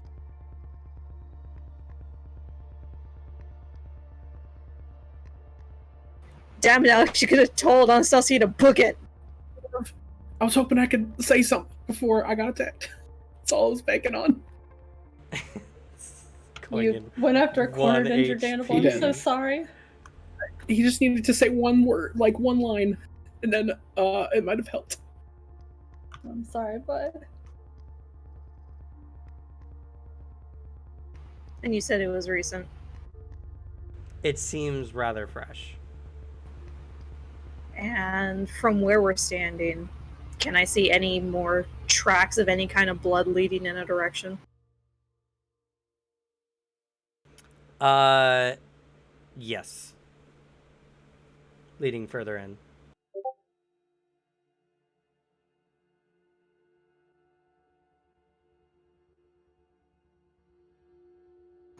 I'm sorry, Vale, but I'm going to have to stab your character slightly in the heart for this one. He is going to scream down the hall. And here I thought we were friends.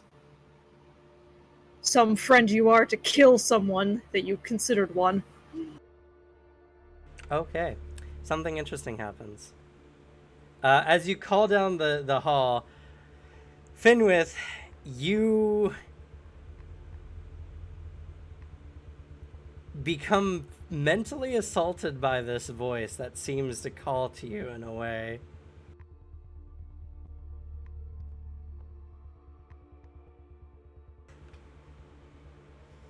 Because of Anasa's unique ability Oh. Oh. as a Batella. Oh. This is going to be so much worse. Oh, I forgot about that. Yeah. So, make for me a psychic resistance check, please. And it's plus 20 for the ring. For the headband, not for this one, no. Okay.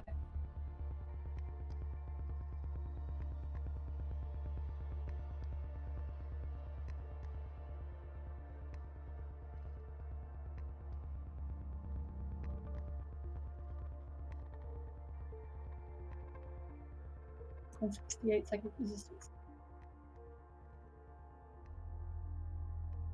Hey, how much, sorry? 168. 168, okay. As it calls to you and your senses become lit ablaze, the sensation of paranoia deepens.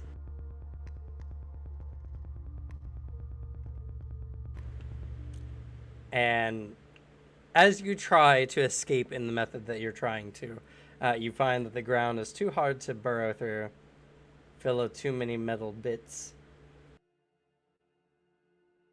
That's fast. Gets to go now. Especially if he can do this, whatever he's doing. He could be anywhere, he could be everywhere. This isn't something he can fight. He can't fight either of them this wounded. If they're after him, he's gotta go. Plan 2.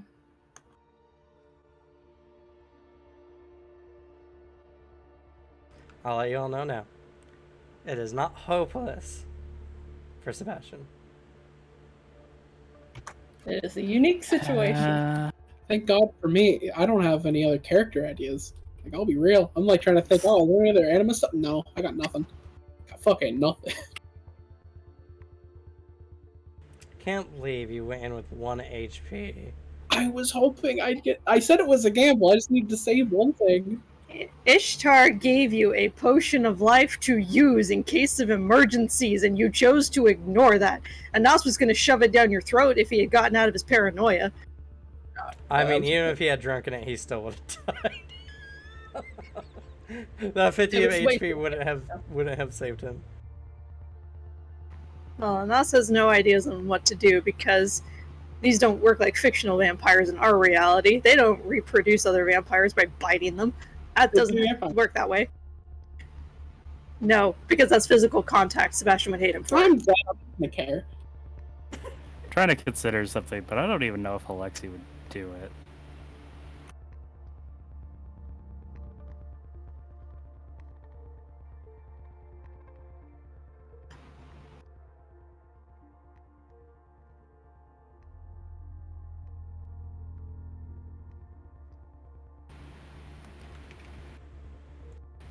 He's very strong on the one hand, though.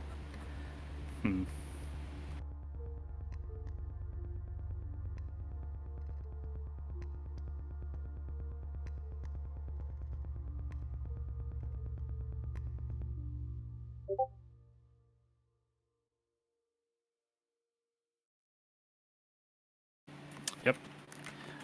Gotta try for Viking Bro. Alexi is going to pull out the Demon Lord heart, which is still beating, yeah? It is still beating, yes. Doesn't know how all this magic stuff works, so it's gonna try placing it on Sebastian's chest. I don't know if it'll do anything, but it sits there, beating on his chest.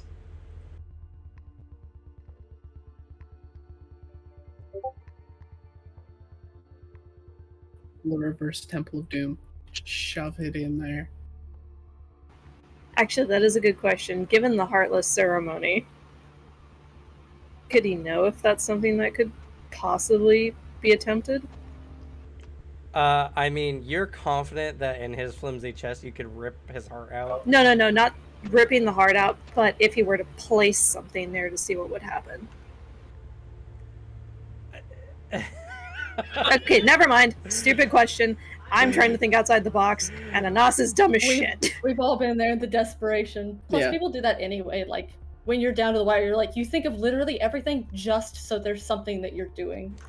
I will say that Please you're don't rip your heart out, confident that you could possibly place the heart in his chest? Sure.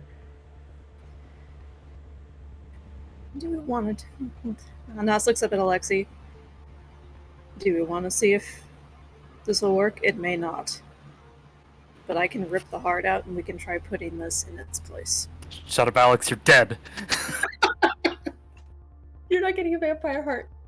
Literally, when that happened, Devin sent me a message that was like, Don't make me stick a demon heart in you. My response was immediately, please do that. Holy shit, you should totally do that even if I am alive. So, this went through a couple of things because I had to think, would Alexi even actually do this? And the deciding factor is that Finwith would never forgive himself if Sebastian was dead. So, Alexi will turn to Anastasia and he nods gravely. He doesn't know what this will do. All right, now for the most crude open heart surgery ever. This is not how I thought my day was gonna go. Alrighty. Just tabletop with this crew. Welcome to the Bad Luck Gamers, where we kill each other's characters accidentally. Well, I mean intentionally, but accidentally intentionally. Roleplay.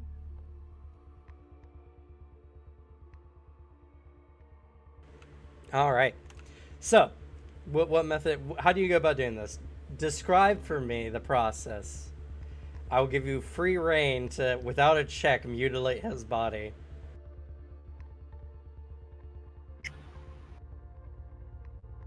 Things you only say in tabletop.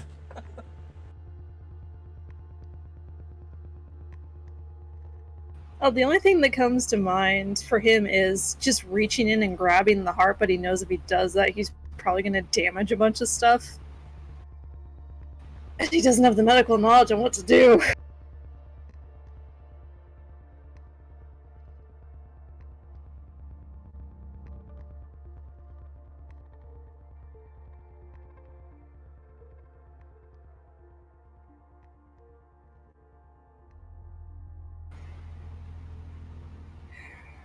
I mean, you could go off of the point of view of it being ripped out by your brother. Yeah, that's the only thing he's got that's even close to this situation. Doc ranting about open heart surgery and like giving your brother like, here's all the options you could have done instead of just ripping it the fuck out of his chest. You bunch of freaks. That's what he's gonna go for. He's going to physically rip the heart out of his chest so that it's not there anymore. Describe it. Come on. Let's elevate your role play. Paint me a picture, please. Do you have any idea how physically difficult this is for me? Because gore is not my strong point. Paint us a bloody picture. Go beyond your limits. You're paying for my therapy later. Can do. Would you like me to make a clean, light engraving with an energy katana? You do that, you're gonna bisection his body, and then we'll never save his ass. I mean, I'm pretty accurate. I could probably, in theory, slice very lightly into Cameron, a dead body. What would you say is the penalty to target just the connective veins and arteries to a heart without anything around it getting cut? Minus On 120. an unsheath. Minus 120. Okay. Feeling lucky, punk? Benos just pretty much has a grimace because Alexi's looking hesitant for anything. Reaches up a gauntleted hand. He'll stop you. Just looks at you. Yeah, he's gonna go for it. Gonna try to go for that clean cut. And he's gonna put extensive work into this, so I'm gonna pump 2 fatigue into this roll. Okay.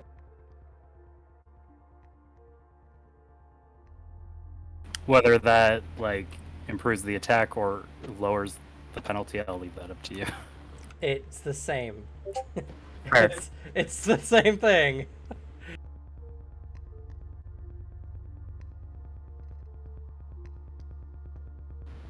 Alright, let's perform energy, or, quick heart extract with a energy katana.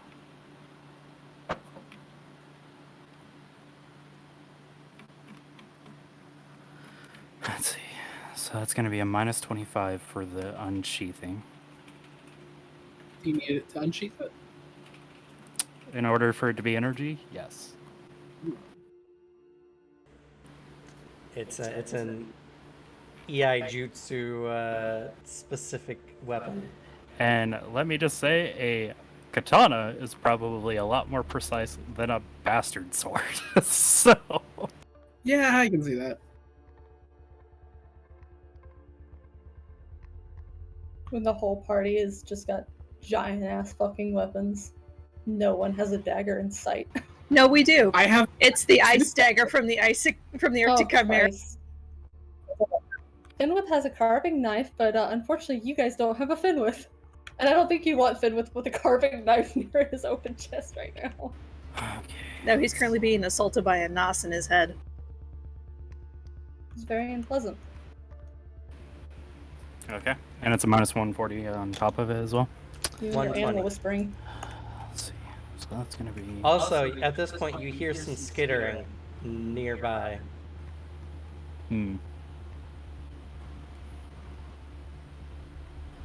Well, Alexi's focused on that. Anas will take defense to try and figure out where the noise is coming from. What's your notice, Anas? My notice is an 85 before anything else. You is didn't added. hear it. Only Alexi did. Okay. Gotta do this quickly then. All right. So with all my penalties, I have a plus 90 on this. So, ding.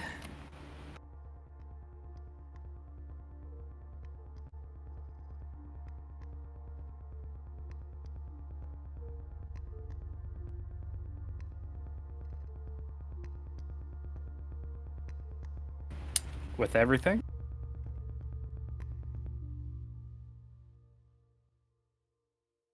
Is a 173 attack.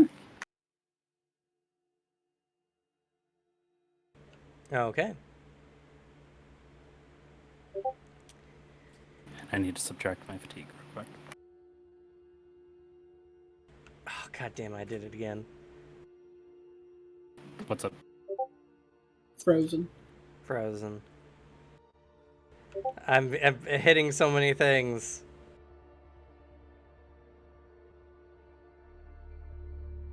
So Alexi kind of positioned, semi-eyes closed, sword, contemplating whether this is a good idea or not.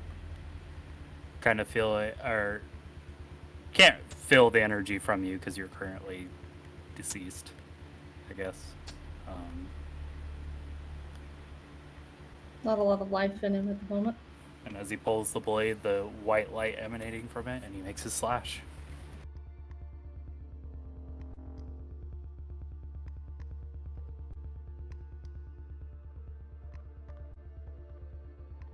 I did it again, my God.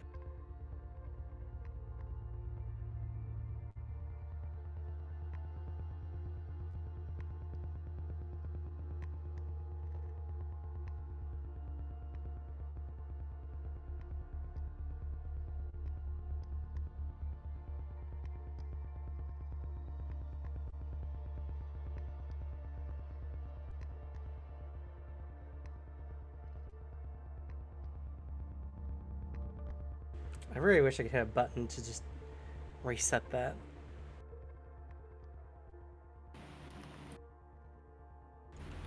Oh, I'm sorry, that's moderately better.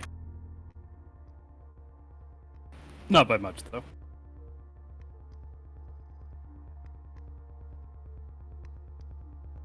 I forgot the 5 remainder from fatigue eating the minus 25 from unsheathing the blade. So what was the check in total? 178 attack. Okay.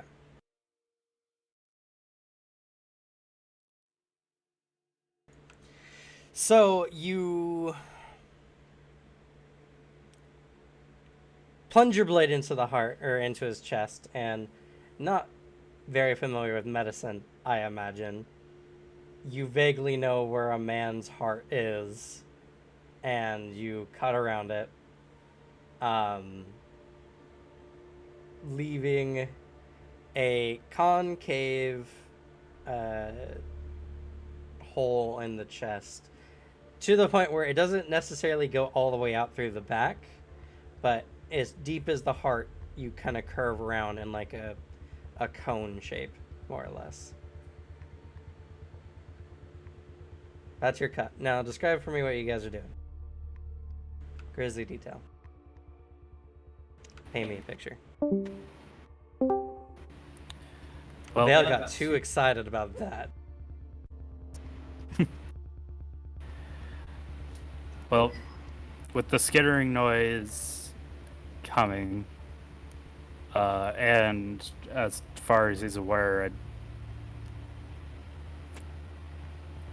dead people don't normally come back, but he figures the sooner that it happens, the better. We'll pick up the beating dark heart of the demon lord and plunge it into Sebastian's chest. Well, Not really shying away from blood. he's currently got his chest still on. You only carved it out. You didn't pluck it from his chest quite yet. Anas would pull the heart from the Oh. chest. Okay. Yeah, we'll pull off the chest piece then. Keep it for a snack. Okay. Pulling it out, a circular hole is formed in the jacket. And as you do so, some of the still liquidy viscera drips from this chest section that you guys have pulled out. The heart nearly drops out of the section in which you pull out, hanging on by a few arteries. And you just see a dark, messy hole in his chest, and placing it inside, your hands scrape against the viscera, and you can feel some of the bone from his rib cage scrape against your knuckles. That's how you paint a picture, people. Come on. As you do so, the heart begins to beat faster and faster. And then, like it's alive, arteries suddenly grow out of it, shooting into his body in a variety of places. Now we move to a dark void.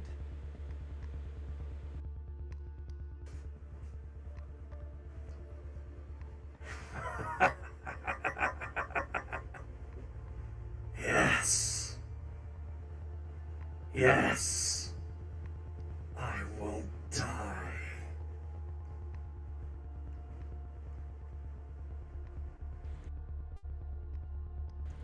Sebastian, these thoughts fill your mind. You're disembodied, thrust into a void, and you hear this voice kind of calling out.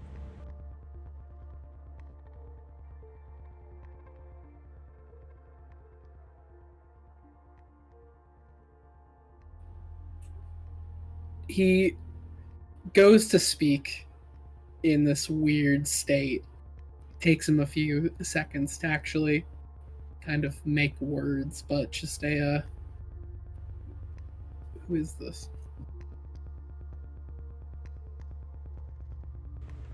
As you're trying to make words and as you're trying to think about how this even works, suddenly your mouth and throat appears within this void.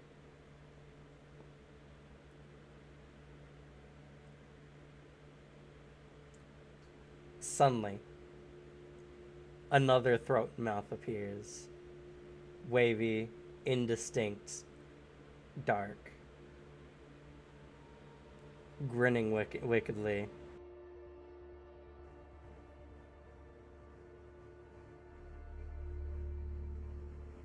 It doesn't matter. Your body belongs to me.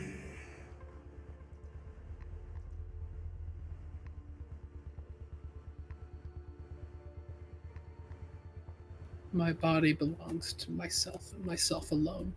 I still have work to do. As you say that. Sorry, I'm doing like 5 things at once. Of course. I love stuff like that. As you say this, your body manifests. And you see this other like dark figure in the void speaks. Your body belongs to Horcrux, Demon Lord of Assassins. Now, give it to me! As it seems to exude a large amount of energy that threatens to overwhelm you. Make for me a psychic resistance check, please. All right.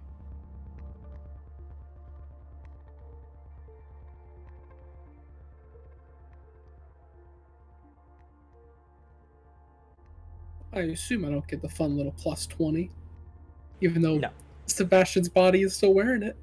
that is true. No, this is not psychic matrices you're defending against. Damn. Same.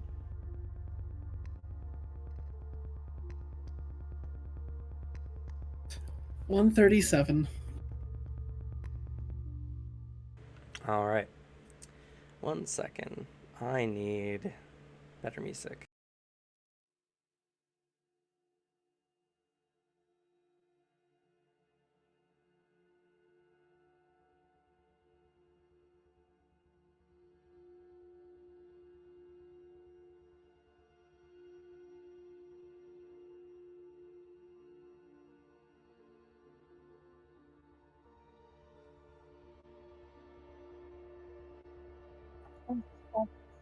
And with you here doing this. I think your mic switched.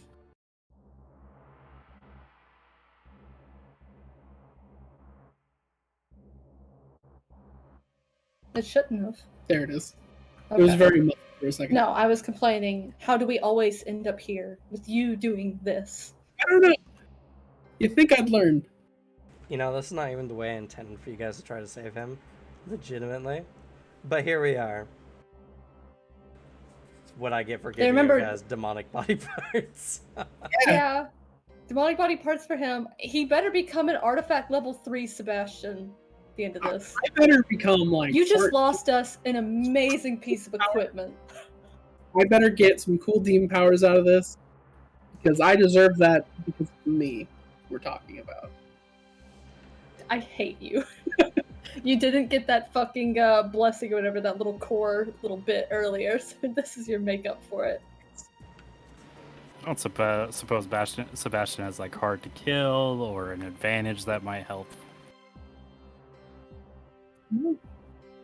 Yes, No. it's called We Love Him.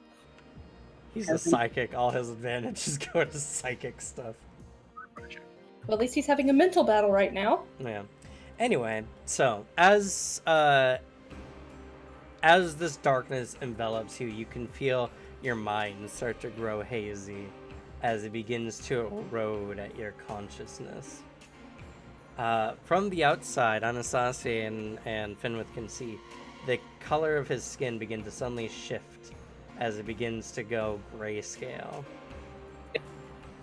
Wait a minute, Finwith. No, I'm he sorry. missed it. Anastasia and Alexei.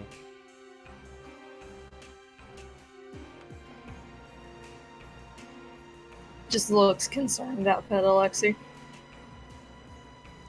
So, Sebastian, you're being overwhelmed by this darkness.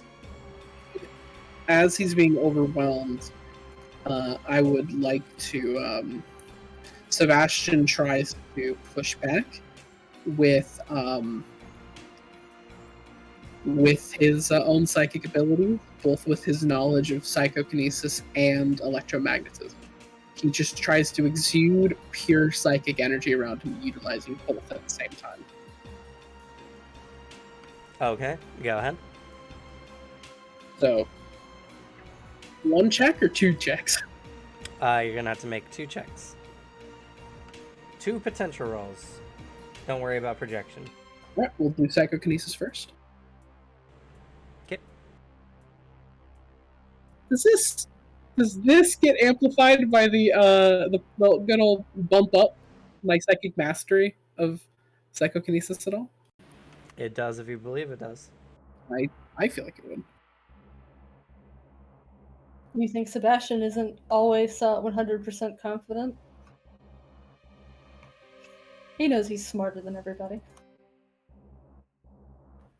This bitch already Alright. got killed. 267 for the first one. I rolled. Okay. Go ahead and roll for the second one. So your bump up goes to the 280 mark, right? And 171 for electromagnet.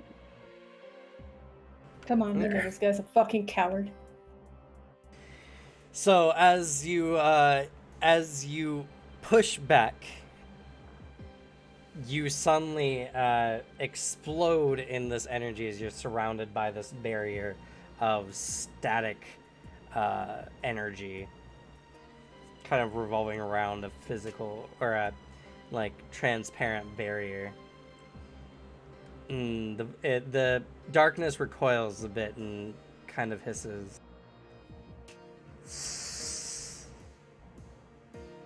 You won't fight for long. Being controlled. Out of the darkness, a hand forms, and clenched in this hand is a wicked-looking dagger. He's going to, with his psychokinesis, try to wrench the dagger from its grip and stab its arm. Okay, sure, go ahead.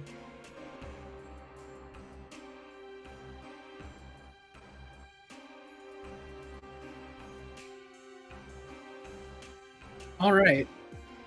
So using ballistics. This is fun. That bumps up to a 280, which gives me a 40 plus 40 in my projection.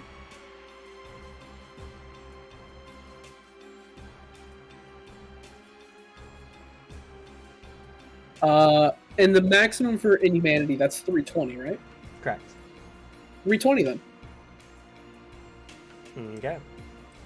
So, as the hand forms with the dagger, you, using your electromagnetism, pull it out and launch it into the hand. As it does so, the dagger flies into the void and the hand evaporates into darkness. And the voice calls out again.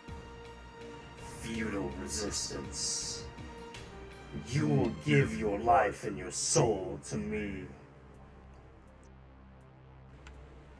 The darkness then lunges at you again. I need you to make another psychic resistance roll for me, please. All right.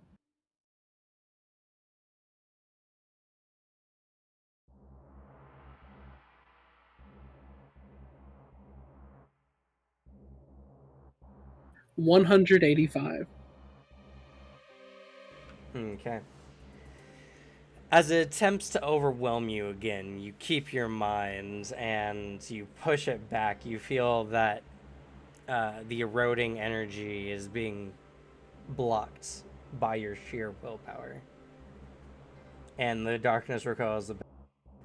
No, how can this be?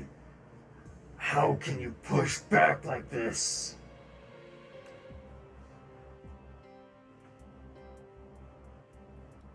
I'm a psychic. All I can do is have no power.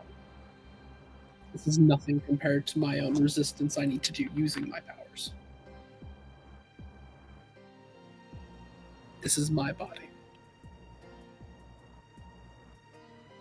What do you do? He's going to... Does he see any, source? At least anything to lash out at? You see a nebulous cloud of darkness. He is just going to try to exude pure telekinetic energy to just clear the darkness. As if he would be clearing a cloud or a mist. Okay, go ahead. Make an air potential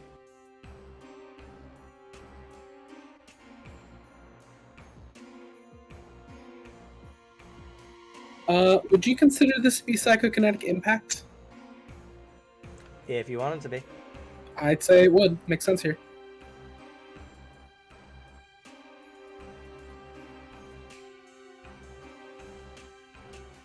Alright, so for psychokinetic impact, that I got a 230, bumps up to a 240.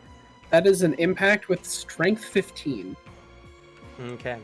You hold your hand out, and in a wave of energy, of pulse, the darkness is scattered into the void.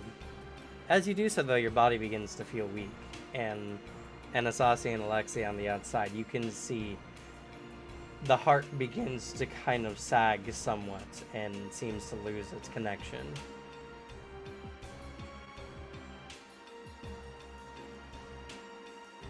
Saucy pulls out his potion of life. Sees if that will assist. No, that will poison him. Okay, good to know. He doesn't know any better, though.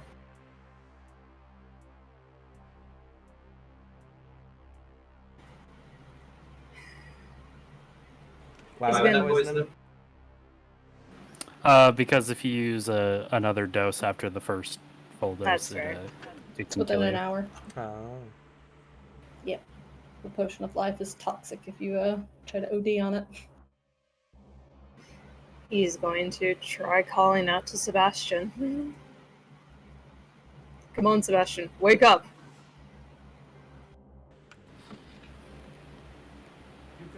You can push through this. You've pushed through harder before. Come on! Sebastian, you're sitting in this void. You don't know what to do, and you feel yourself getting weaker and weaker. He's going to. He finds himself beginning to panic, but he takes a deep breath. He's been in these situations before, and he is going to analyze the situation, Okay, go ahead. clear his mind, and just think through this.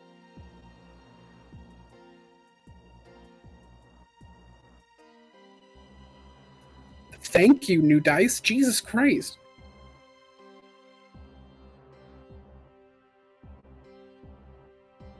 All right, 320.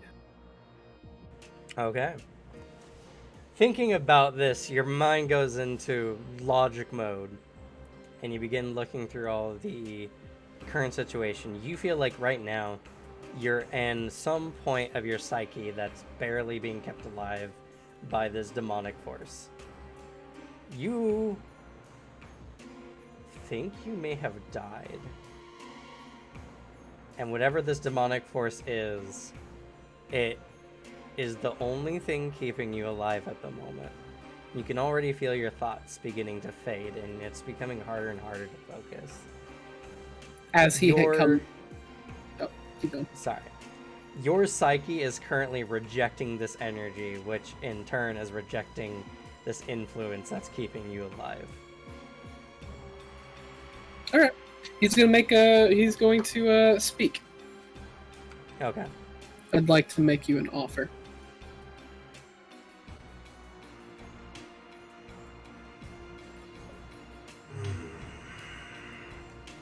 It's very weak at first. You seem to have very effectively dispersed it before, so. We seem to be in somewhat of a mutually beneficial situation. We both don't wish to die. I believe we can work together. I will not cast you out.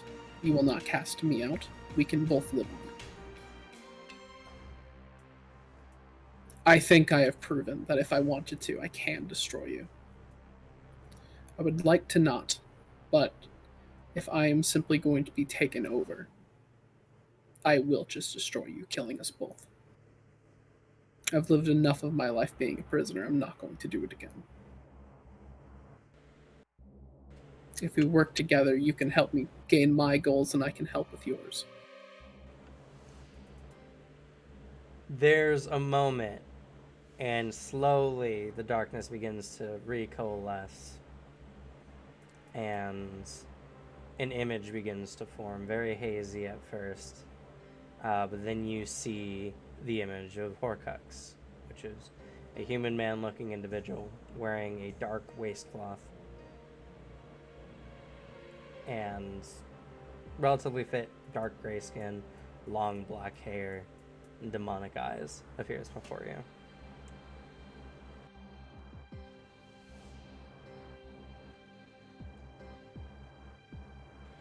Lifting his head up, he kind of looks down his nose at you.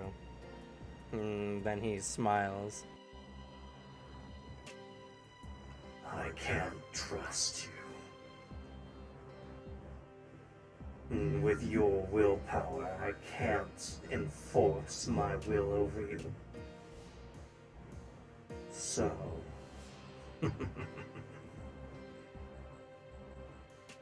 let's make a contract.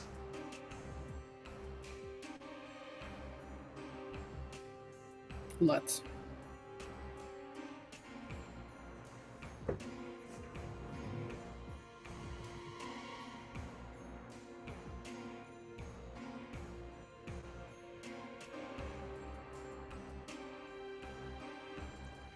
We will share one body with two souls.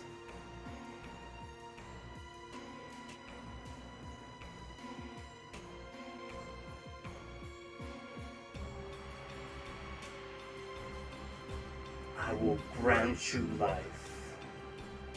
In exchange, I can claim your body for just the night of the new moon, when the darkness is at its apex.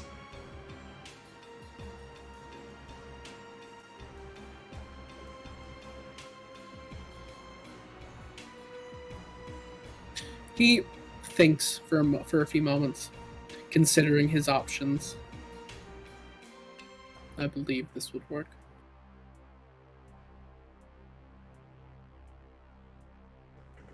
I do have one restriction for that. Speak your terms. There are 3 people that I hold dear to me. My 3 companions that I've been traveling with. They remain unharmed for whatever you do during this new moon where you are in control. That's all I ask. I have no qualms with anyone else. You can do what you wish, just do not harm them in any way. So, your terms is that I won't harm your 3 friends when I take over your body. They are the only 3 people I care about. Alright. That sounds agreeable. So, we form the seal with our blood. He holds out his hand, and from his palm, it begins to bleed uncontrollably.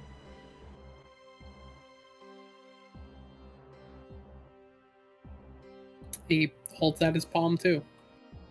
As you reach your hand out, you notice your palm also begins to bleed uncontrollably.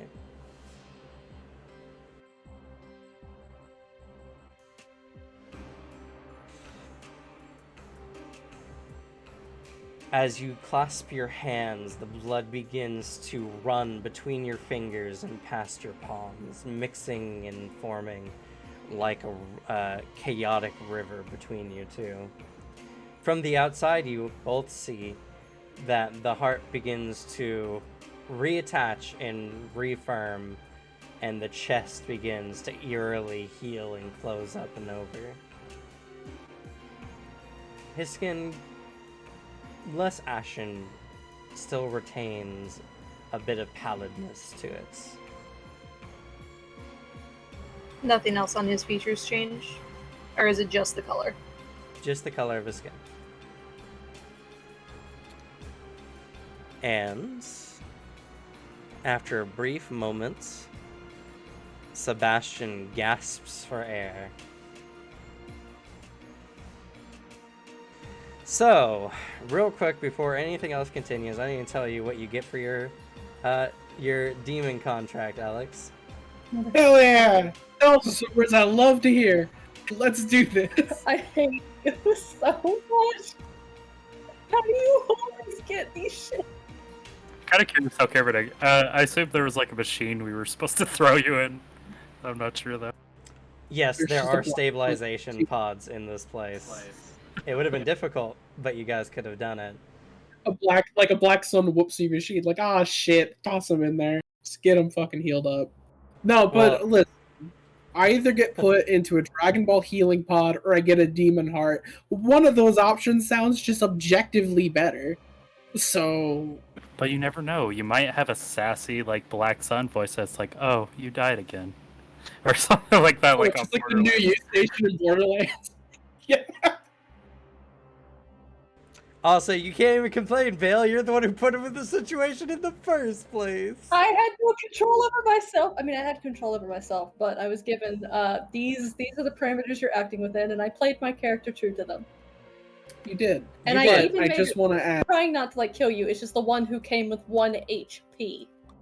Everybody I else, do his thank whole you. goal was disable, run, disable, run.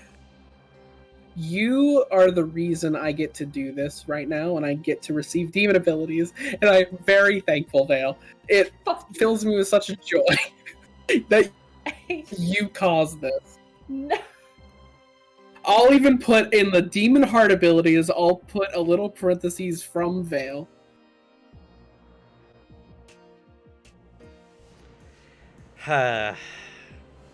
So, you gain the following features. You gain the benefits of having a demonic soul. You get a +1 bonus to your power characteristic. You're no longer considered human. All your physical abilities are now inhuman. Or you can now roll up to inhumanity. Well, I never do them anyways. I know. A lot of this won't overly benefit you. I just know it's there. You are now considered an evil entity. Good things hurt you now.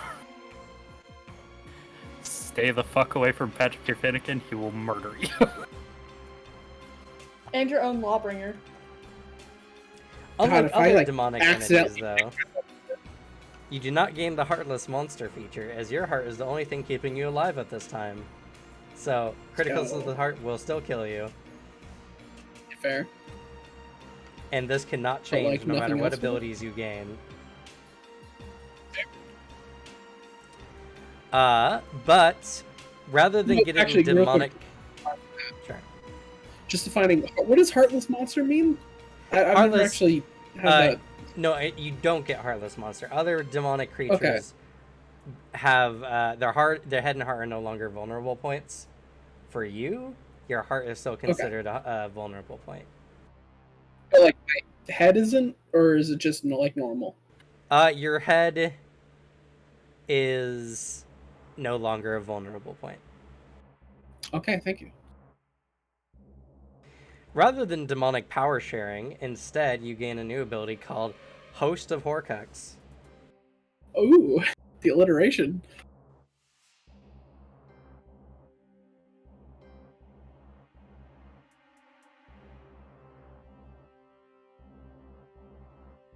You share your body with a infernal duke, an incredibly powerful demon, a demon of the third hierarchy. This bestows you with a dark power that comes at a price. Ooh, my favorite. You can tap into the powers of Horcrux. In exchange, you need to make a psychic resistance check to maintain control. I love you, 20. Good, I hate you. All of you. It's just everybody now. You need to pass a psychic resistance check of 140, or you lose control and Horcrux gains temporary control of your body.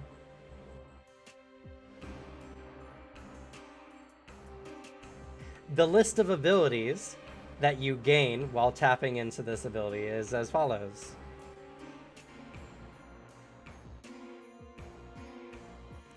Summon Manifetter. You can summon a Manifetter demon who listens to all your commands. That's the thing that almost killed Ishtar. It will Yes, follow they're very your good. commands for the rest of the scene or until it completes one task. Whichever is longer.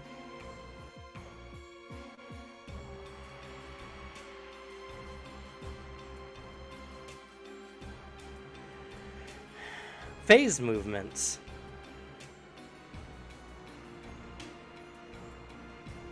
You can teleport up to twice in a given round at 150 feet each.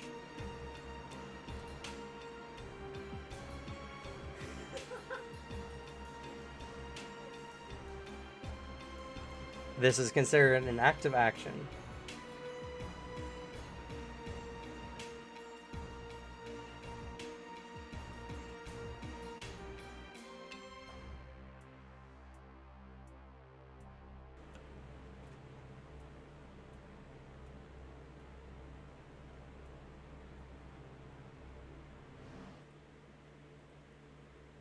Last but not least is kind of a double ability.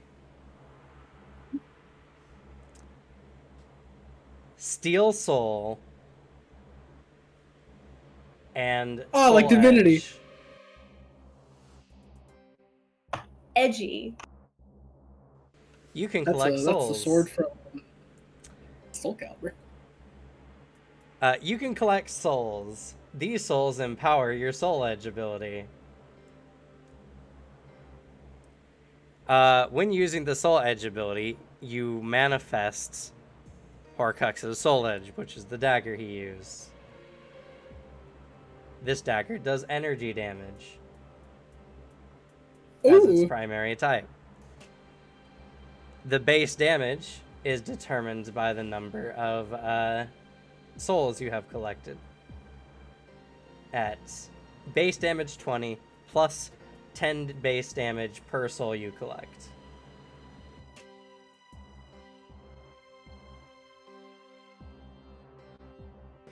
The target needs to make a 180 notice check or is stabbed in the back using the Soul Edge as the arm manifests and stabs into the target.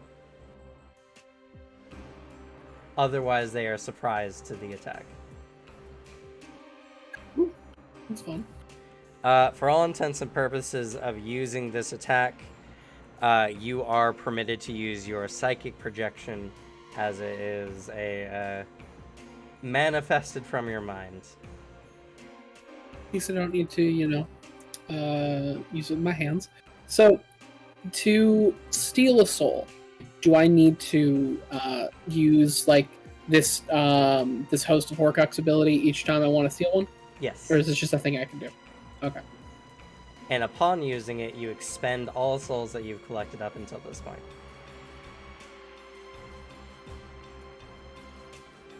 To steal a soul, a target must either pass in your presence, in which you can use as a passive reaction ability, or you can use it on a target that's been recently deceased, no more than a minute.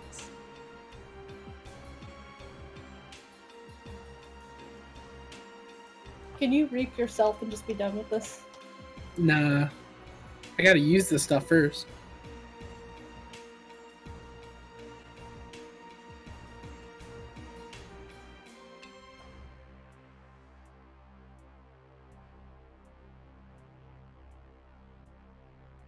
Alright, that sounds pretty cool. Nice.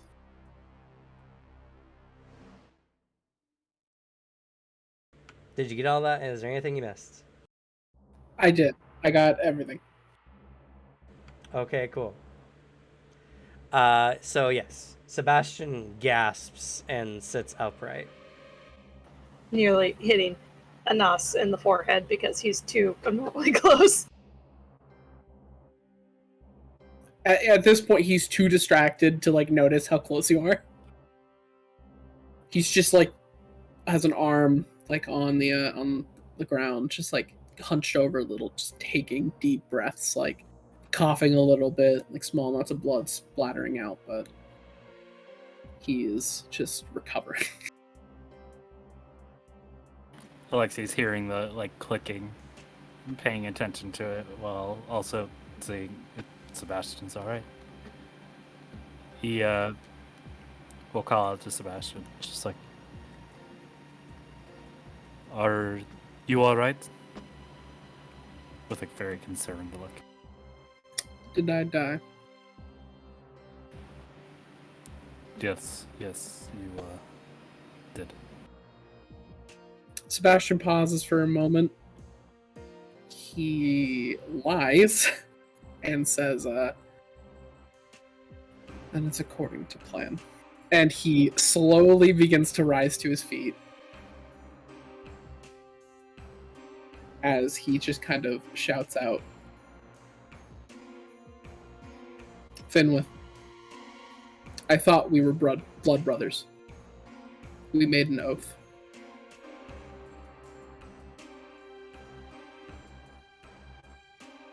You get no response.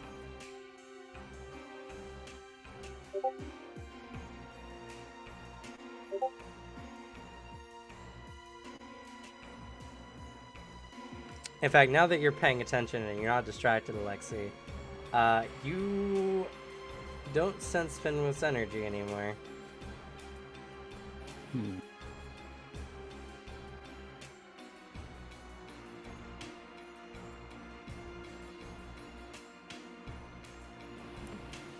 I don't think he's here right now.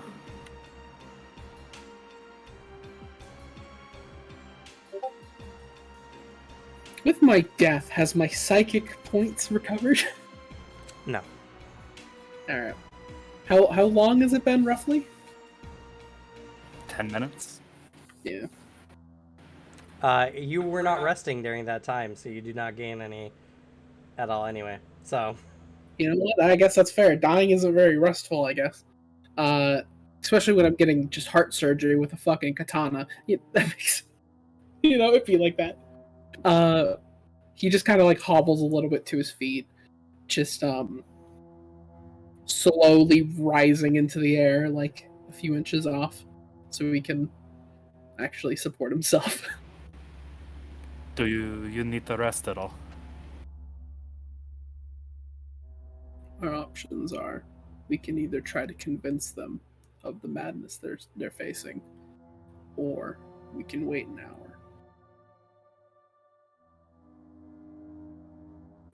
Waiting an hour is more definite, but I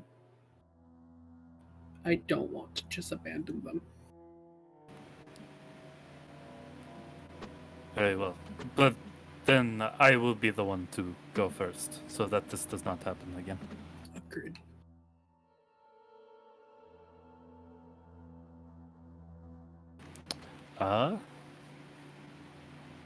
Was there a general direction that the skittering was coming from before, or? it seemed to have come from the way that you guys had come from. So from behind you, essentially. As he gets up to, I'm gonna recast motion detection. You detect no motion besides you and your friends. Alright. I think if he did go in that direction, then may have made their way out. And he'll head towards the exit. If we can get to light, I can try to track them. And he will purposely stay in like the middle of you two. Fair. And along the way, heading back the way we came, Anas will just portal and just keep smashing lights so we have a path. As we're at least making our way through, just Sebastian. I assume that was you all who brought me back. Yeah, I wasn't sure if it would work. I'm glad that it seems to have. It does seem to have. I had to make a deal with something called Horcrux. There's a definite grimace on Alexi's face when he said that. I take it you know him. We You had told you about him. He was the demon lord that we fought before. Yeah.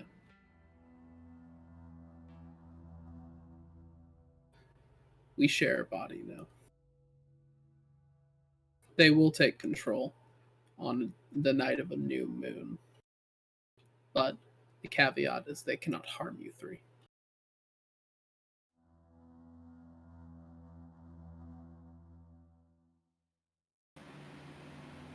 I unfortunately only know the extent of what he did in the hell. Unfortunately, I don't know if that is a good thing or a bad thing.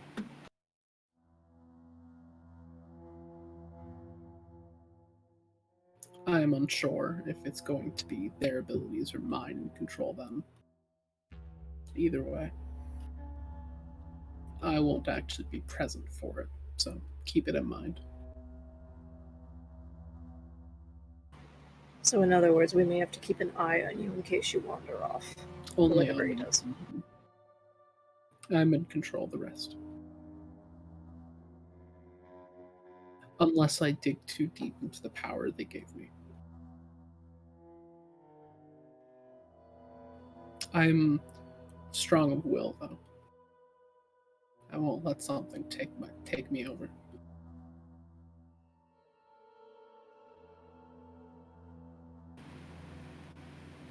We will have to see. This place has been particularly good at that, it would seem. That it has.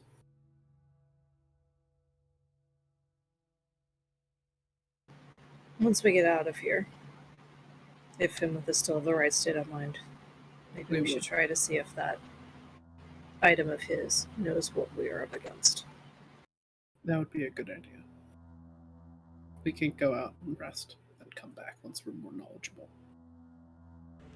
Once you guys get out into the second area, you see a bunch of the astroturf has been torn up, leaving bits of broken cement and pipe open to the air.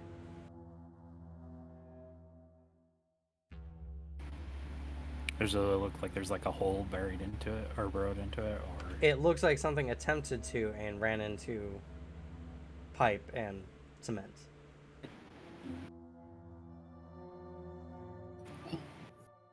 Can Sebastian try to track from this point? Sure. Now there's new evidence.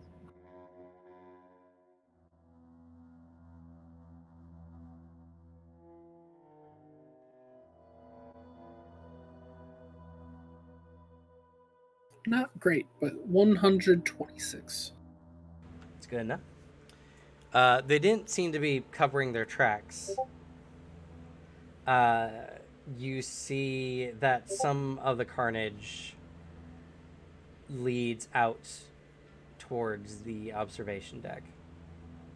He points out this evidence to both of them. Seems they went that way. Alexei will draw the blade, mostly for defensive purposes, but he'll walk over that way. Anastasia is going to try calling out to Fenwith, seeing if he can get a response. Okay, you do so. I'll wait till Vale gets back. Well, I'll tell you all now. Alexi still does not sense Finland. How far is your sense as well? Miles and miles. Oop, Jesus. But But this it place is... also fucks with everything. That's fair. He calls out to Finwith, seeing if anything his voice carries to see if he can get a response that way. Finwith, you coward! This is not how a fighter behaves. Face me like a proper warrior. You do so. You get no response. You actually see Alexei like wince at that though.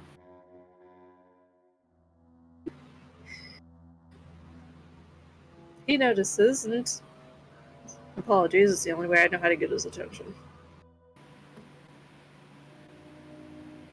I think that from the discussions that we've had with Finwith and the general thing, you might be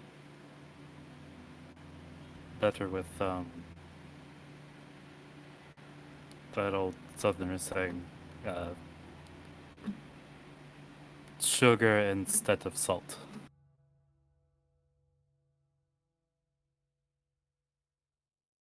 Appealing to their Pa- sense. But yeah, you keep going. Pauses for a second. You're saying we should leave out food for him? No, it is using nice words instead of angry ones. For Finwith, I would recommend appealing to their sense of friendship and companionship. That is what would get a reaction. I'm afraid I'm not too good at that. So you two are probably the best ones for that. I'll remain on defense. Either way, I don't quite sense them yet.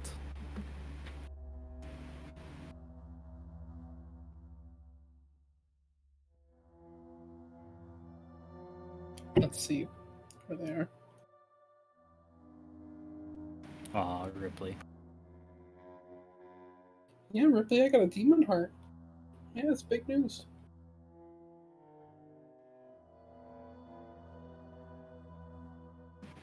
And we'll continue on. Okay. To the observation deck. You do so. The tracks become somewhat easier as you observe the broken glass, or plexiglass, more like, on the floor. They definitely headed towards the lobby. At this point, does it definitely seem like they're trying to make their way up? Pathing wise. You don't know many more places they could go.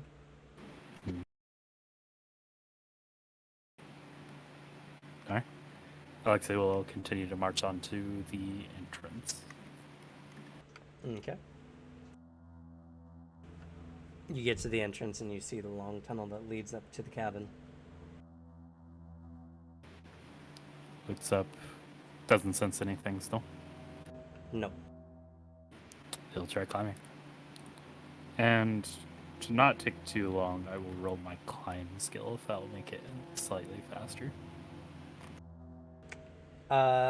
If you're hustling, I'll say... How much fatigue you got? Let's see. Or how much fatigue are you willing to spend? Well, I have 8 total, currently.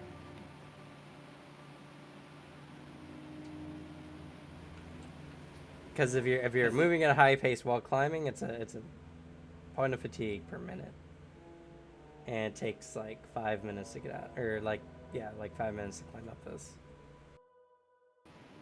Oh, that's fair. Alright, they'll just climb up normally then. As you all are making your way up and out, you're near the top, Alexi, when you start to feel signs of life around you again. And you can sense a medium-sized source, maybe a couple 100 yards away from the cabin.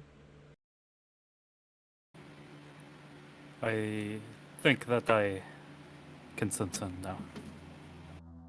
Or I guess technically you don't know how far they are. But you know, generally there's a medium-sized source. General direction. Yeah. Yeah. He'll start heading that way. And it'd be like...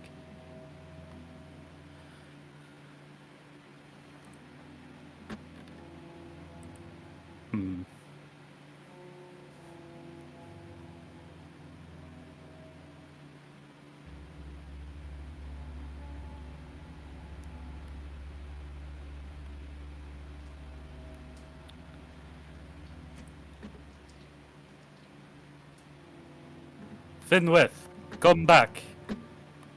We know that this isn't your fault. There's a weird thing going down there.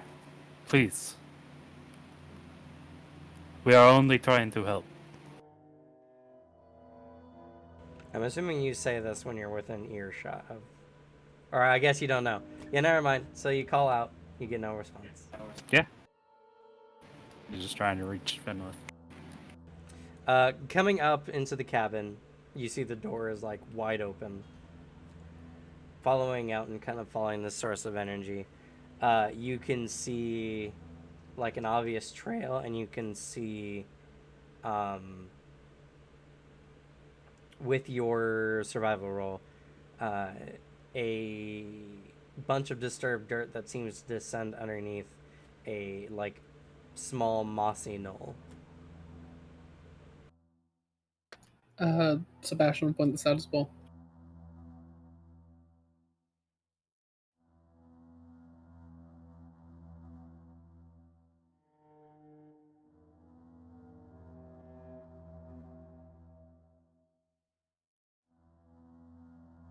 Alright.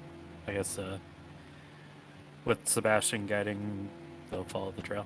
Still calling out for Fenwick. You see the because they don't grassy know how knoll. far away. Yeah.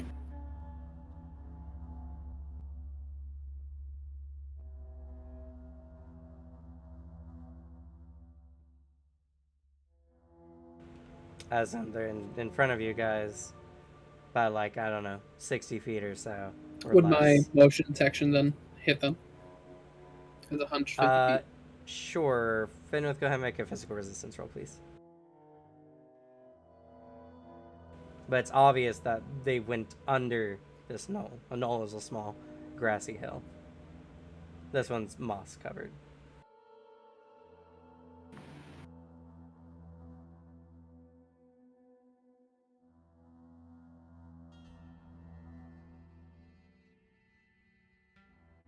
That is not enough. You detect vaguely movement underneath the knoll. You can't sense exactly where it is, but there's something underneath it anyway. Sebastian would call it too. Finwith. It's us. Alex will put the sword. You're being affected by something down there. We just want to help you. I understand you're scared and don't think you can trust any of us, but of anyone here, I feel like you should be able to trust me. You made an oath to me. We're blood brothers.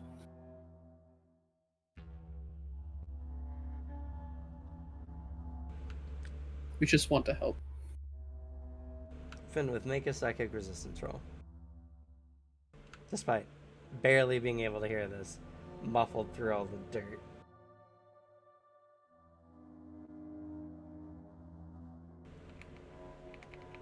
Come on, please.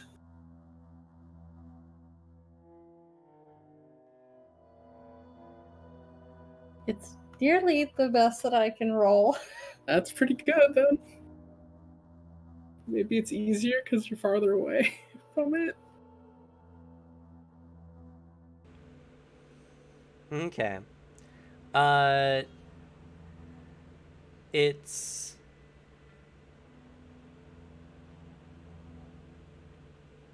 hard. You hear this, and the sensation that you want to go out to your friends comes across, but you also still have this gnawing paranoia, and it just makes you afraid.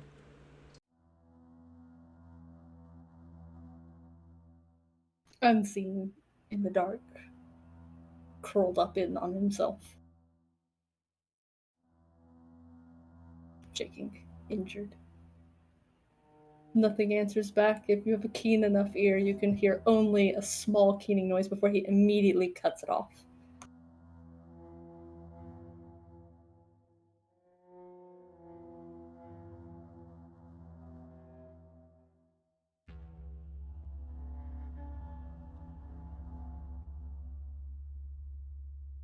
He's gone the one place none of you can get to him.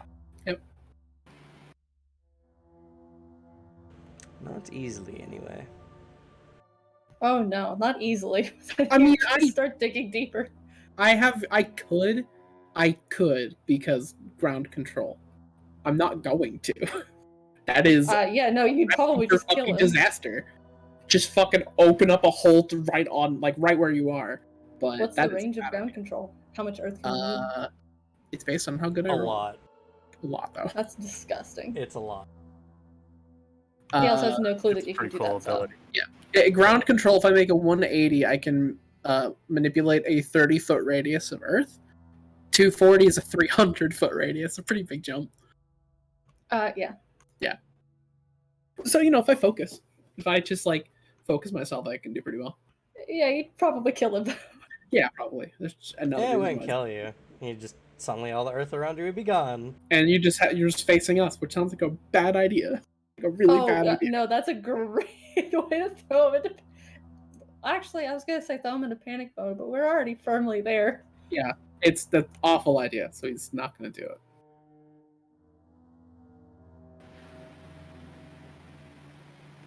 Alexi will say,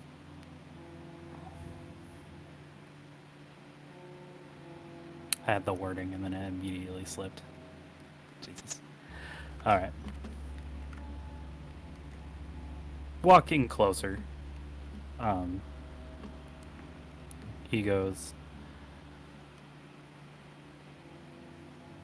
come on, Finwith. You've shaken off worse before. You've shaken off the control of a demon. You've shaken off much more than anybody has ever had to in their entire life. And this, you could shake this off too. Just gonna try a leadership.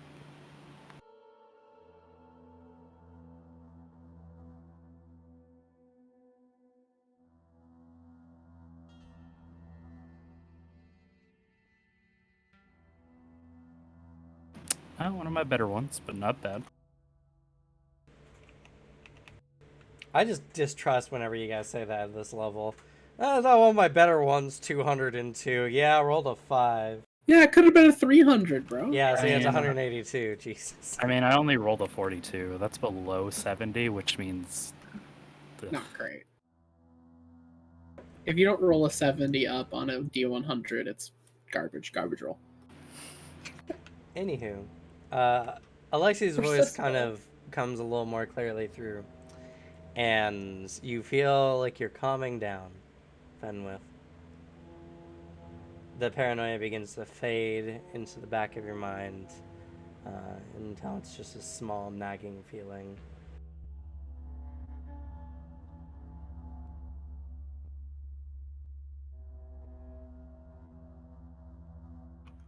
Loosens up in the coil underneath.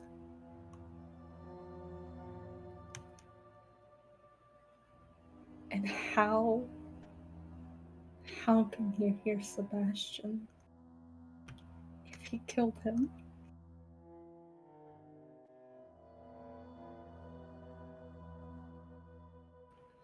He killed him. Maybe. You don't quite know. You struck out and then ran away the second it happened. He tried to. He tried to kill him. He honestly tried to kill all of them, but he might have actually almost. I mean, clearly he didn't. He heard it. Neither of them can make their voices sound like other people's, but he still had him by the throat, poisoned him, paralyzed him so he wouldn't be able to fight back, so that Fenwith could make sure he killed him. Thought he did.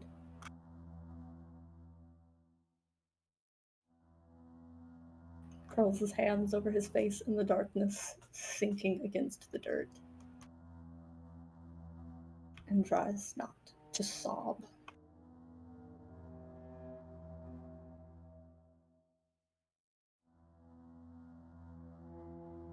Alexi, you get no response.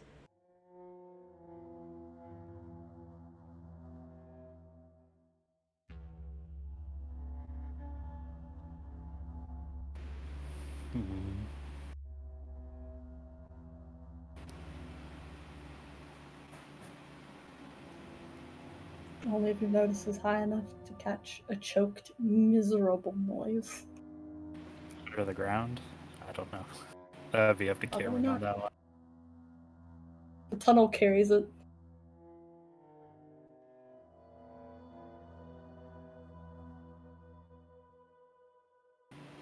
Alexi will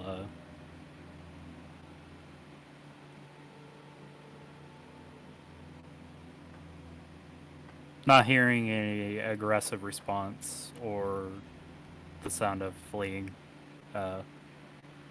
will walk over and just sit down next to the tunnel.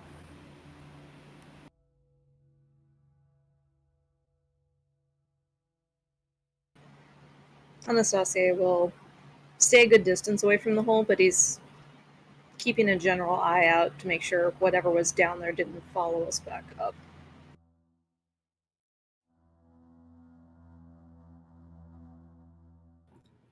Sebastian actually follows you, Alexi, and also sits next to the hole.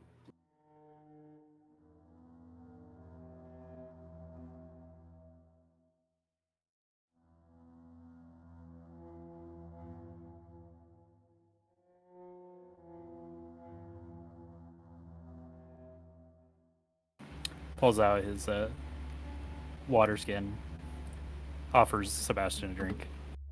He'll take it.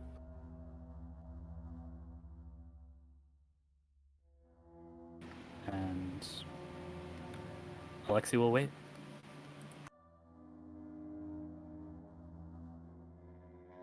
Oh, injured as fuck. You guys ready for the Alexi's- most fun? Well, yeah, you're fine. Alexi's looking great. Sebastian's pretending he's doing fine. He has a good composure, he can pretend.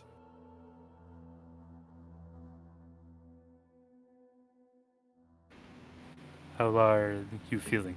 He will look over to Sebastian. Well enough.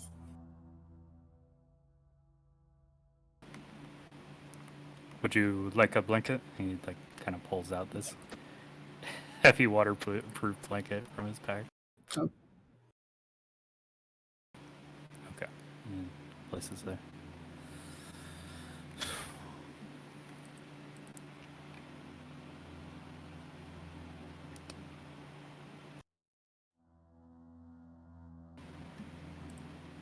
It would seem that your past is a rather harrowing one. Kind of gestures towards the hut. I expected to have some resistance, but not this much.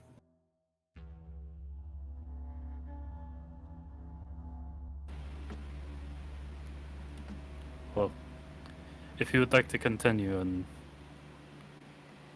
deal with it, we certainly can do so. We will follow you.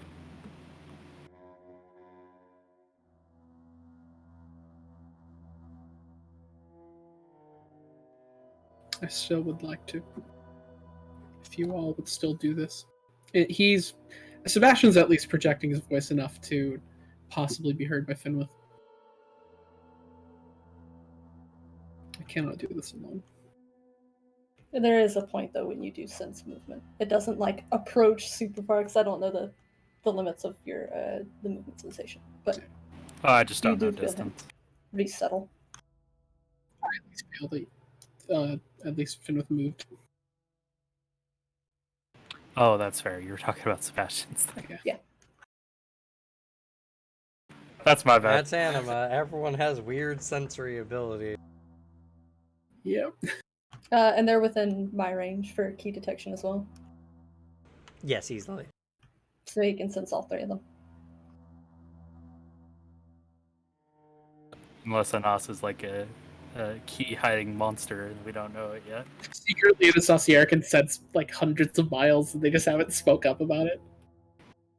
They're just like, yeah, I can. By the way, I can sense as far as like what? It's like you never asked. I mean, Anastasia's brother could hide from key detection. True. He'd used it on us too. But as we're all waiting there, Sebastian release offer and Saucier to come sit next to them. I don't believe we're being pursued. What? It's super quiet. Oh, sorry.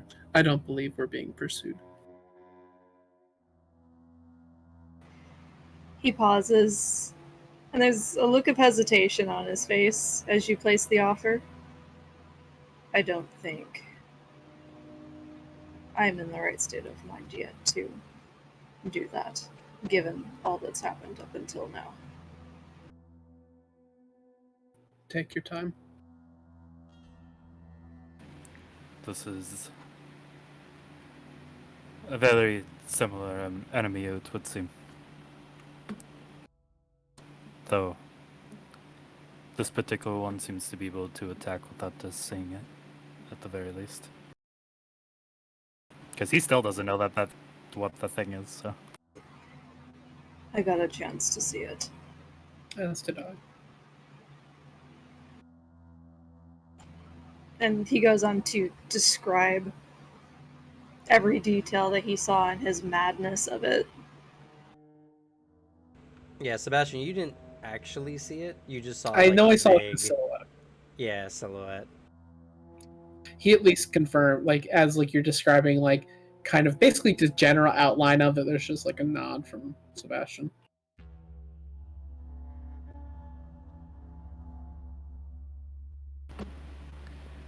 Well, at the very least, I recommend that we get a rest. And then he'll turn towards the tunnel. And whenever you feel like joining us, you are free to do so.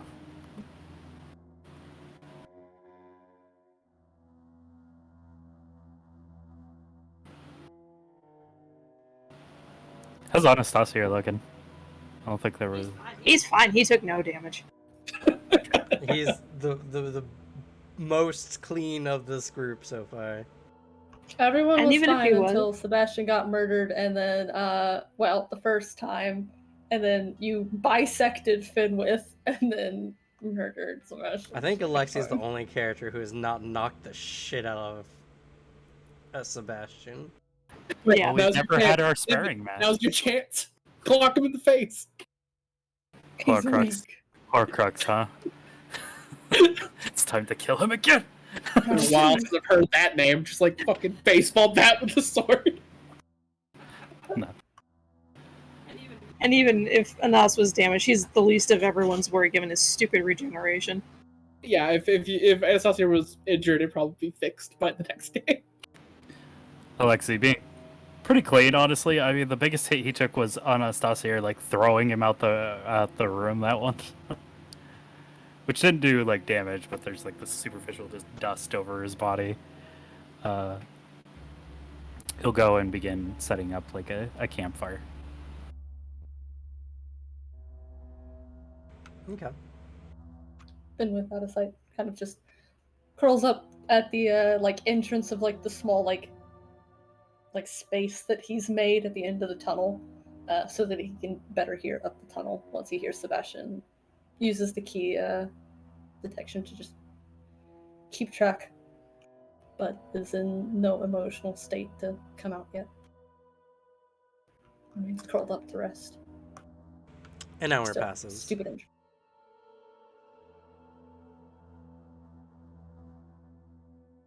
Fire crackling and roaring. What time of day is it after all that we've been doing down there? It's getting into later evening at this point. Or no, it was evening, so it's actually like sometime past midnight. It's hard to tell. Does everybody need to take a nap? I mean, two of you do. That's not gonna do too much for health, but to be What? honest. Actually, I should ask, what's Sebastian's health situation looking like One. at this point? Like, Because I don't know if the potion, like, healed damage, but it would still remain after you wake up. No, that's true. Yeah, you have did say his 51 wound's hit close. points. Nice. It's better than one. Yeah, I have, 100 more HP to go. Or 40. And they say post-mortem healing doesn't help. But after a while, at least Sebastian does try to at least like stay awake to for when Finwith eventually comes out, but eventually just his exhaustion overtakes him and he falls asleep, just floating like an inch above the ground. As he always does. Alexei will look over to Anastasia. If you also want to take a rest, I don't mind taking first watch. As he's like using like a whetstone to clean his blade. Very well. I can survive on little sleep, so if you feel like you need to rest, let me know. I will be sure to do that when I need to.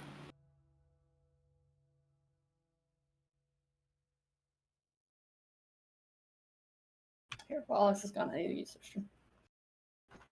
Okay, you know, now's a great time. Let's take a 10-minute bathroom break.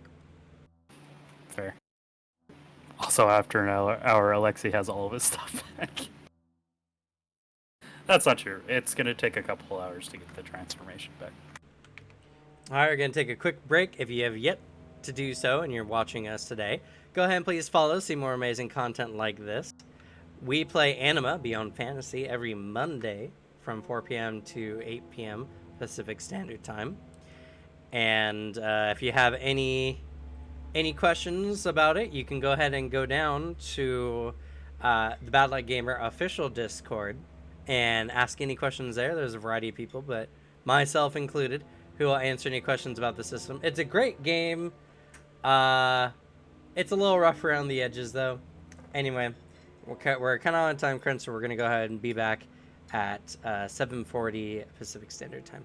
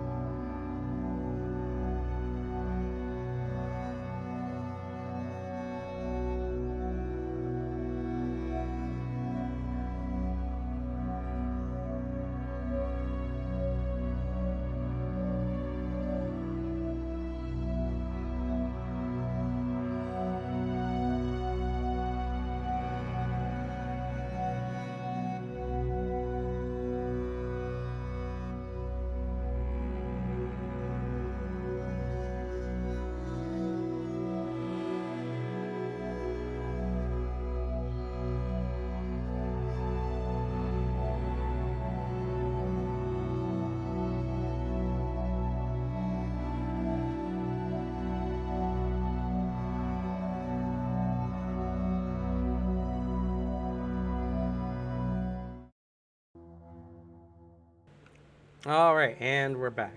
So, you're all making camp around the burrow, sleeping off your wounds and trauma, or trying to anyway. And the two healthy ones, at least, are keeping watch.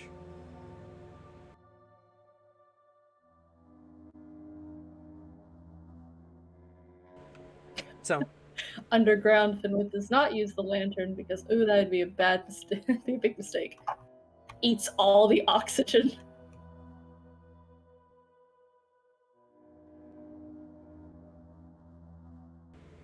but you guys get a night's of rest anyway. 10 HP. 30 HP. 10 HP. Just kidding, I'm at max. Oh no, it'd be 15. Still. Yeah, this is not restful day. 5 HP. 10 gone, baby. It's beautiful.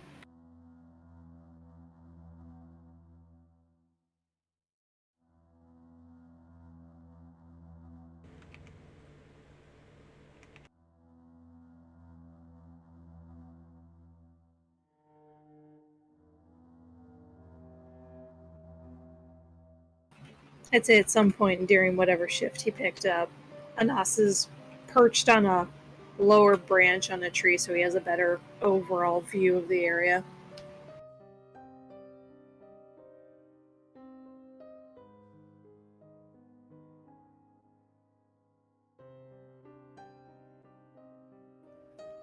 Which ones of you already had the 45-minute sleep, or did nobody have that yet? Not Anastasia has the 45-minute sleep, I think. I deliberately didn't take it. Same.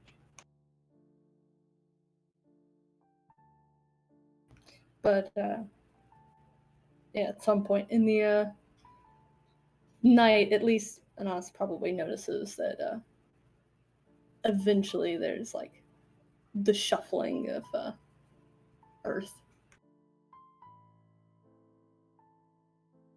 Kind of waits till Alexi and Sebastian have been quiet and still for a while.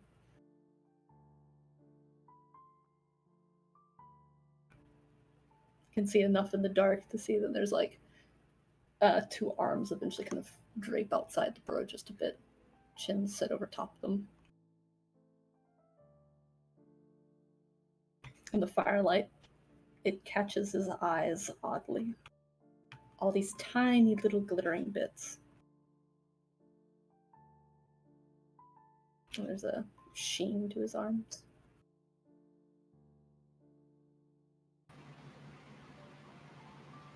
From his perch, he doesn't get down. If anything, he just puts his feet up on the branch and leans against the trunk and just waits.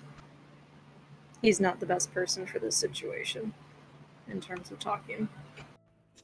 He doesn't seem like he's moving. Just settles there.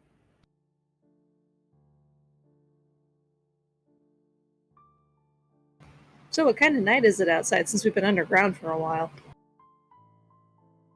What's the moon Relatively peaceful phase? night. What is the date? That's gonna matter again. Did Yes, before, it now is. it does again.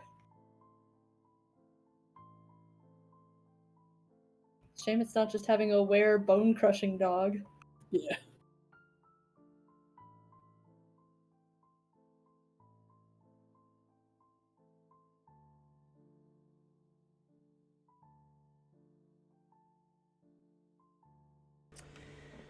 It's a nice calm night, very few clouds in the sky. You can see that the moon is in almost half gibbous.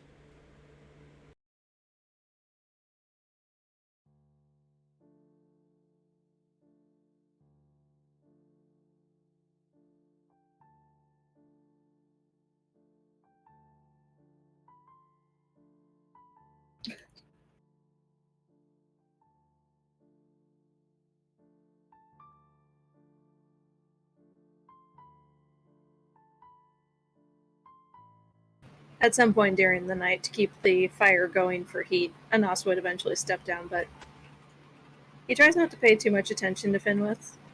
He just puts a couple logs on the fire and just returns to his spot.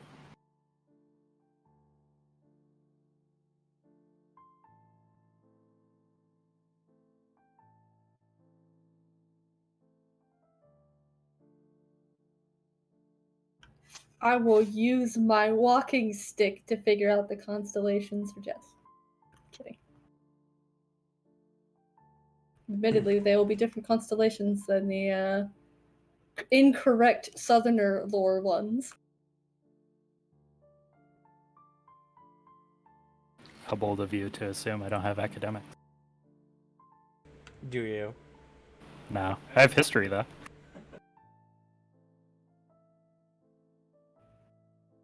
I know this party pretty well. Yeah. Yeah, Finwith does not anything else for the night. Actually seems to be Well, asleep by the time Anas does the fire. Eventually, you're all awake. Or wake up.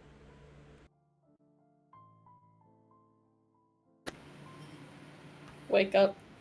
The burrow between you two as Finwith has his head settled on his arms, face like half tucked into his elbow, clearly asleep. There's, however, the cheeks on the side have these huge plates that then come back up towards his nose and settle in front of his mouth. And you can see there's mandibles on either side. Like plating pieces along his neck, shoulders. His Probably arms also. not the best thing to wake up to. No, it's not particularly pretty. You actually can see underneath his fingers are all of these tiny, like little hooked pieces.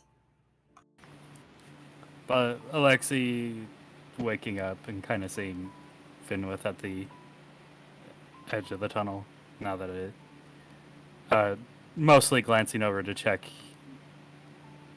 something, sees him sleep.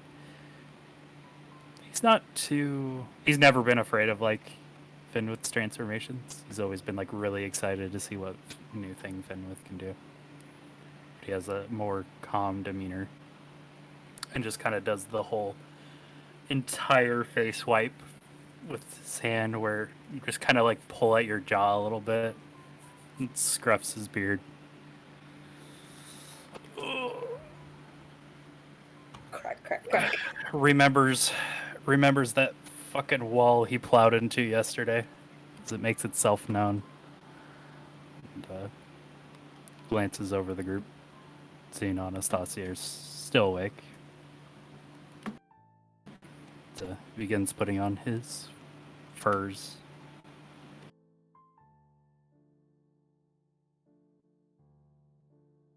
Sebastian also getting up around this time. Goes about his like normal morning routine as he usually does. Also kind of looking over towards the tunnel, seeing Finwith. There's just a good morning, as he usually does. And then just you see that brief glint in his eyes of like, ooh, that's new.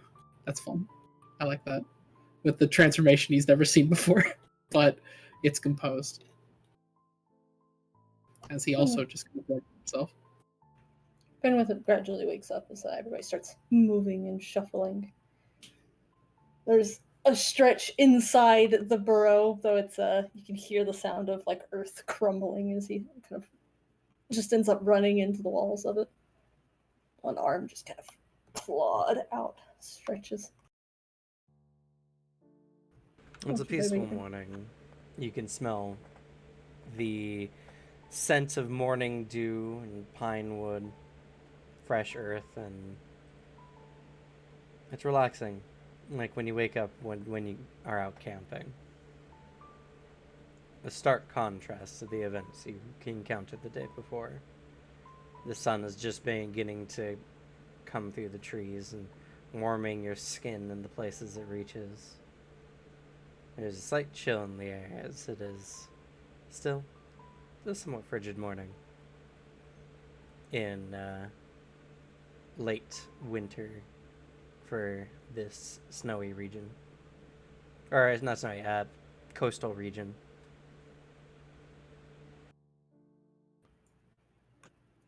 Sebastian can hear the as the mandibles move. Yes. You glance over, you can see with his eyes open. They're like sheet black, and all of these tiny little segmented pieces catch the light a little odd. I'll still say for you, Finwith, as well, that little voice of anxiety and paranoia still emanates deep in your mind, suppressed for the time being.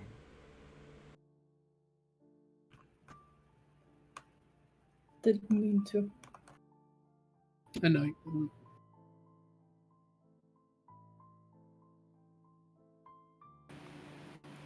Lexi also turns over to Fenwith. I am also sorry for points. Like, kind of gesturing like a slice across the chest. He shakes his head. Would have done worse.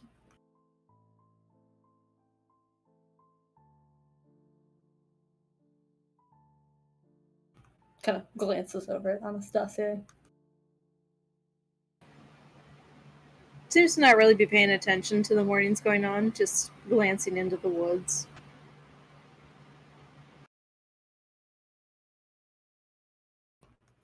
Kind of hooks his arms to either side and pulls himself free.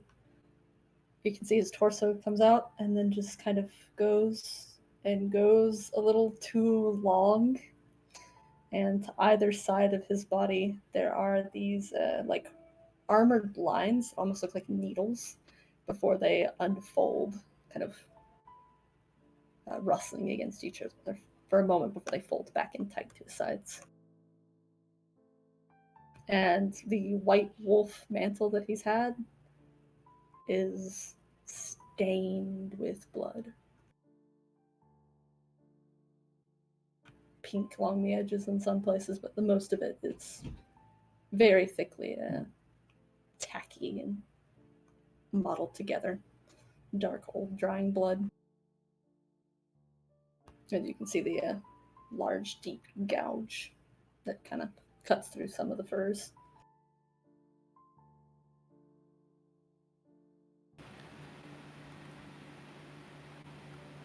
Definitely is like looking up and down Fenwith's body.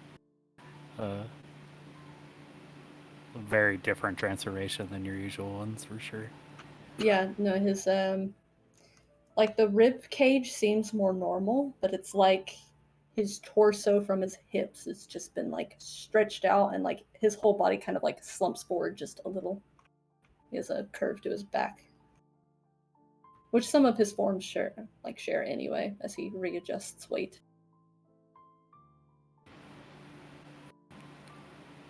Yeah.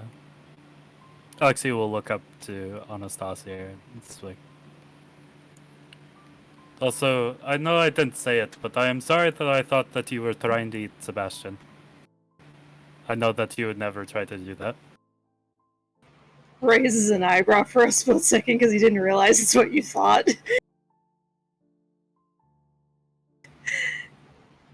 Pauses for a minute, then just shrugs. Given everything that's happened, kind of expected.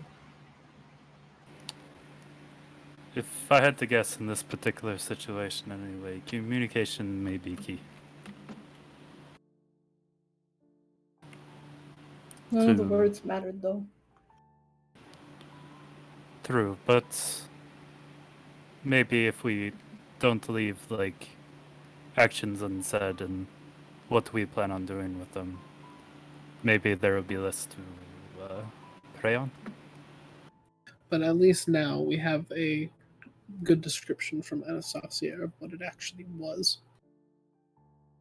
Perhaps your walking stick could help Finwith. We can rest up here and figure out a plan before we go back in there. Yeah, as you look over to him, he's kind of pawing over the back of his neck across the plates, or in between where the joints are. They end at the top of his spine. like little tiny hook pieces on his fingers, doing that before he moves his hands down to card through the wolf fur instead, pulling out the knots and kind of knocking aside pieces of flakes of dried blood. Seems more comforting than actually trying to clean the pelt, but seems to be working a little. Yeah, I can use it. You want me to ask what it is, or?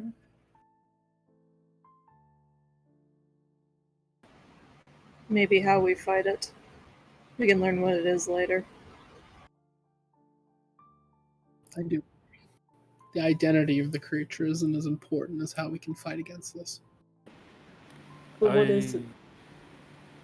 Like indicates towards Anastasia here. You have the description. Take Describes this. it. Yep. No, it's just nuts. I can tell you how, well, I defeated something similar in the prison of Noah, but that was different. But similar. You said you did it alone, right? I did. But that doesn't necessarily mean that that will work the same. The point of doing it alone was to not cut down other Frostkellier by accident. But this is something different, as I did not see you all as monsters, but as yourselves, but with malicious intent.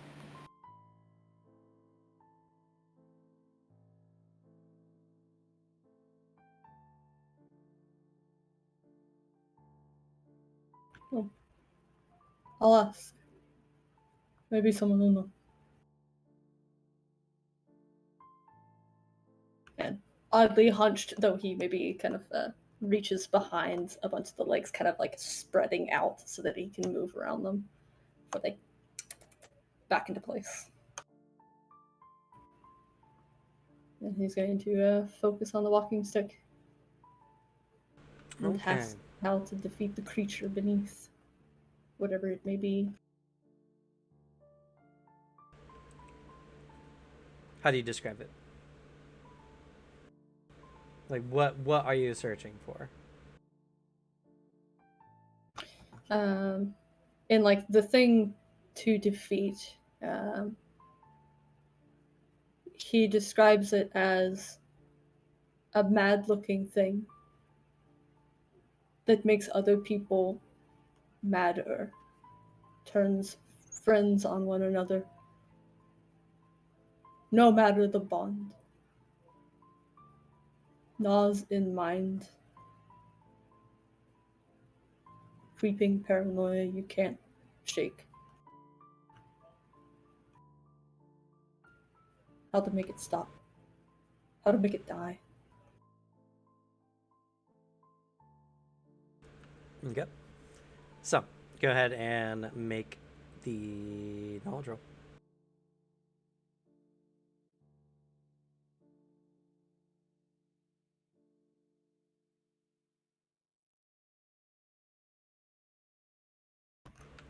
Cult roll.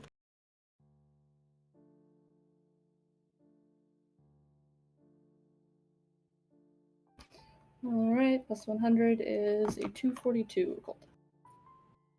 Okay.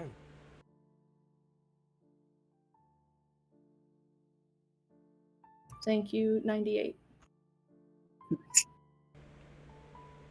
Let's change the music, shall we then? Yeah, and I really hope the First Lord wasn't watching all that shit. Yeah. It would have been a little upsetting.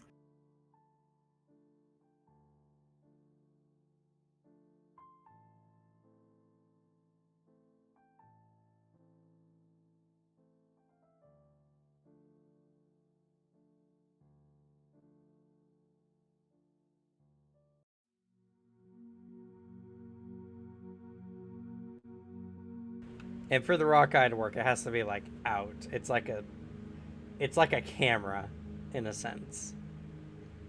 I mean, it's just now with one of the totems, so. then depending on how jingly you are, it's a rather bumpy ride. Well, you look through their eyes, right?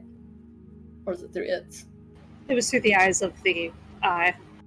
All right, then Yeah. he's probably swapped it from the Kongsbjorn's eye is in the bear skull, but only one of the sockets. So he'd probably have affixed the rock It eye has to be to in the other. be. It's in like this vial thing, and it's contained. It has to be okay. like in a tube.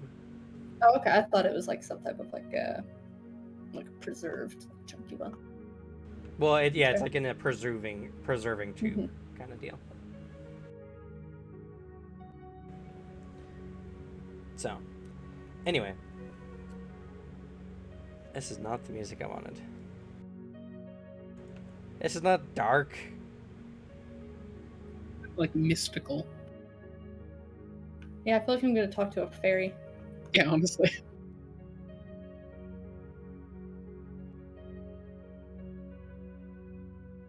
Oh, no. If it's on two people's person, if one closes their eyes, they see through the eyes of the other.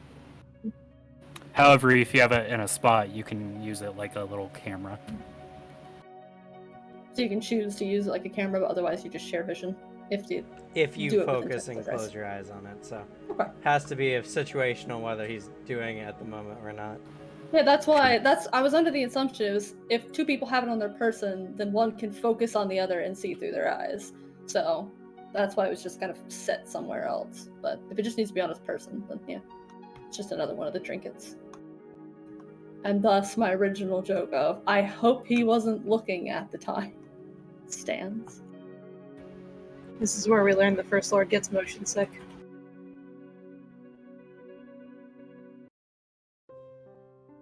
I don't remember if he was taller or shorter than Finwith, which could be fun. Of just like, why is everything so off? Depends on the day for Finwith. Yeah, Actually, that's extra disconcerting. All right. You go into the dark space with the campfire and you sit before it and you ask. And before you, the large profile of an image, multi-limbed, and with several profiles of heads and torsos, begins to speak to you in a cacophonous tone of multiple voices. Hey, I found the only thing worse than Finwith right now.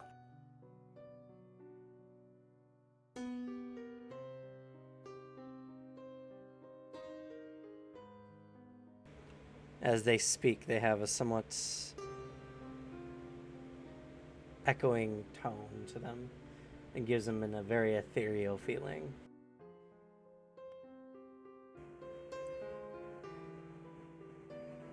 It's him. The angel of madness. Darkness. He's the being of darkness. He claws at my mind. He makes you want to tear your skin off, peel it inch by inch. I can still feel the feeling beneath my fingernails. It's a terrible beast. One, not of this world, but not of the other. He lies somewhere between our world and the next, lying in the realm of the subconscious. Only the mad can see him. Oh, can I see him? Oh, his glorious form.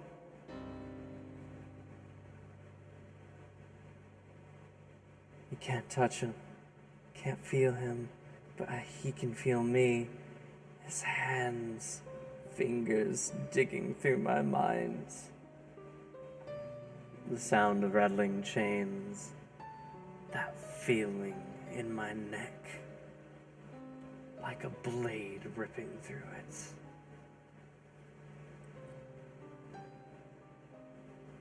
If only. If only I used that spell, I might have saved myself.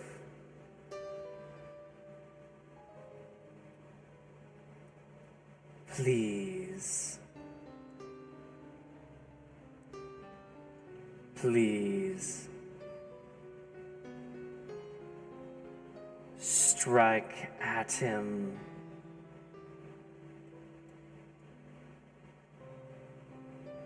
With a force unlike that of mortal men. Striking, clawing. You have to attack his soul.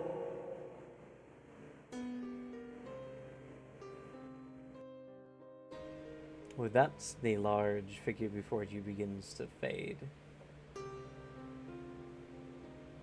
And you are brought back to reality.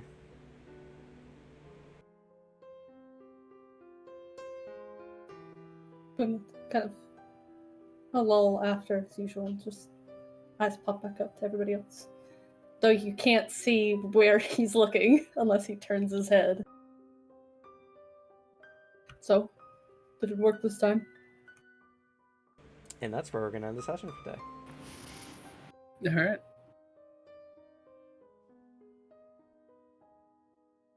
Got to attack the soul, huh? So do you and Horcrux want to claim the soul of a Lord of Shadow? Dang, a bit.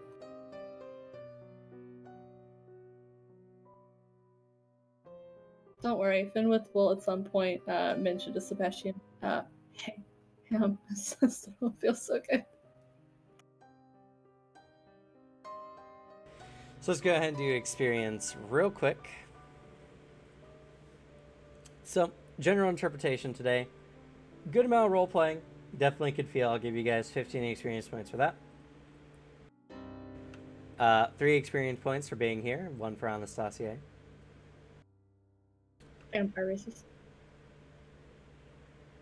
Good ideas. Yeah, using the heart was a good idea. I'll give you guys 5 experience points for using the heart to save Sebastian's life. And making Alex's dreams come true. Oh, it's glorious. Lucky bastard. How Sebastian, did you die in the you dream? Best thing that's lose an happened experience to all, I think. point because you keep trying to kill your characters. No, I don't. So yeah, 1 less experience point. That's a bad idea. I won't do it again, I promise. That's a lie! Hey, Can I antagonize another fucking assassin? it's funny.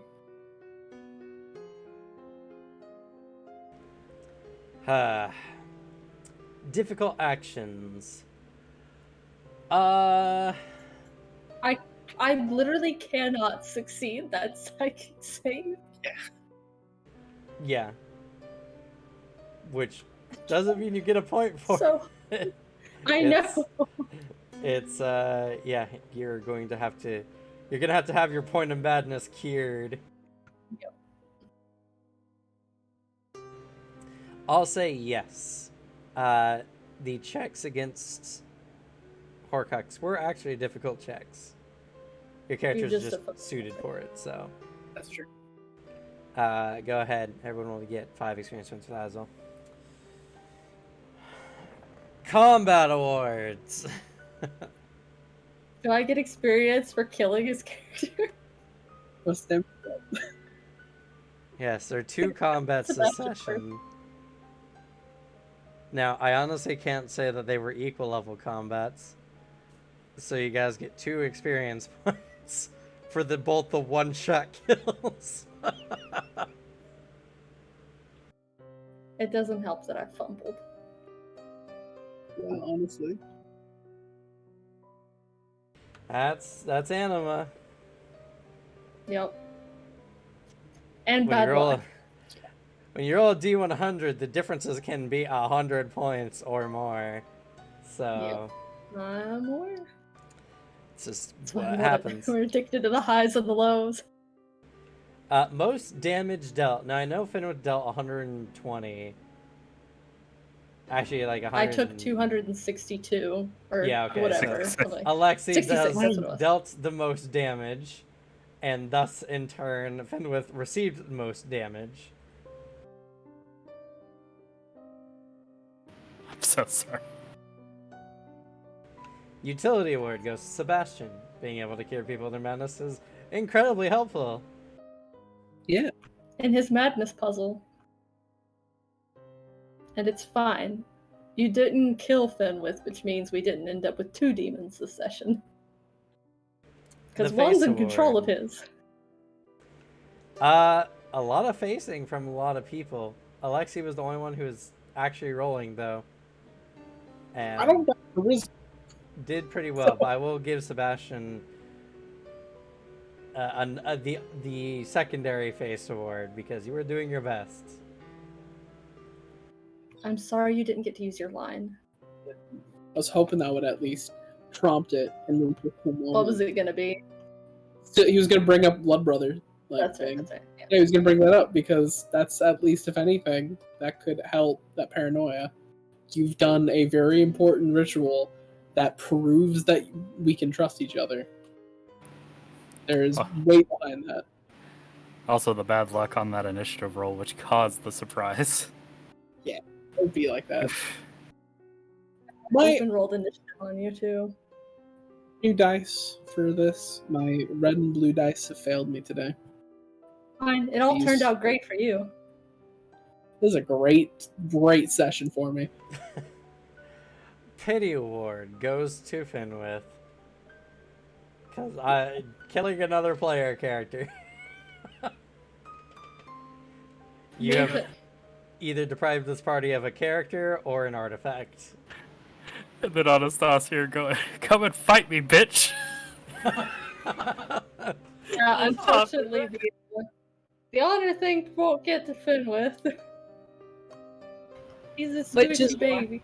Which is why now he is silent and he's not talking to anyone and he's gone inside his own head, so now he's brooding in a tree. We know. We got the fact that you're brooding. But yeah, no, Fenwith is very sad. Bright side, Fenwith is not the type of character to do the "it's all my fault."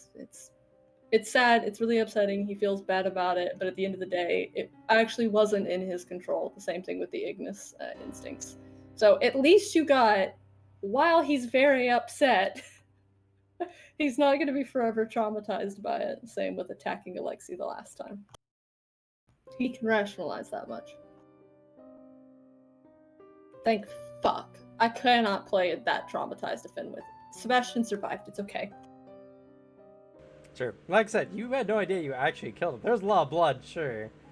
But you struck in lefts, as per your modus operandi. Or at least as much as you were telling me, so. And I don't know if Yeah, he anybody's wasn't ever interested going in to tell you that. Yeah, he has no clue he actually died. He's I like, think- "Oh, thank fuck." I think Alexei and Sebastian had a very understanding moment in that moment. Like, Fenwith can't know about this. Sebastian's thinking about how to broach it because there is an important thing he needs to at least tell Fenwith, but he wants to do it delicately because he understands how that could affect them. By the way, I should mention, you're gonna feel your heartbeat for a while, as it's bigger than it should be for your body. Right? And That's fun. so Fine, you're you'll get gonna used to feel it squishing against your innards a bit. Am I hearing athletics bonus? I'm just kidding. At least Hearing a murmur. next chance, Sebastian trains with Anastasia, like as they do. I can now do way better than normal. So theoretically, I could roll like up to a 320. It's true. So Anyway, any player nominations and or kudos. good God, the fucking description of Fenwith in the tunnel is so fucking sad. That's true. It's so sad. Vale for making us feel pity for your cold-blooded murder. Go ahead and take another. Oh yeah, I roleplay forgot to award. completely mention. But like you can see that there's like streaks of dirt a bit more like clustered around his face and streaks, where it's obviously gotten stuck after him having cried a whole bunch the other night. But yes, it's a wonderful Yep. performance, and your descriptions of your character's mental state are fantastic as always. Thank you. Take a player award. I also finally got to use the centipede. So I was looking through and I was like, there was stuff better for killing you guys or making him a bit tougher, but he needed the paralysis because whatever he did, he knew he could not fight you guys. The only hope is that his venom would work. You'd be paralyzed and he would run. So Sebastian was under full paralysis venom. Yeah, that's why it's taking me so long, because I'm like, fuck. I have to look through the poison rules. Yeah. I didn't know what my venoms did. At least it's better than the crafting rules, or the trap rules. Significantly better than the trap rules. Ridiculous system. Which there are none. But the poison actually has a somewhat comprehensive list. On the bright side, we can defend Sebastian's eventual actions with Blah.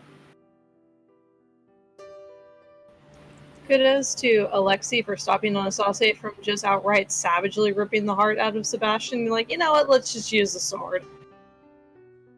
I did at least in that moment be like, oh shit, I'm gonna be fucking Kali mod. No, I'm into it.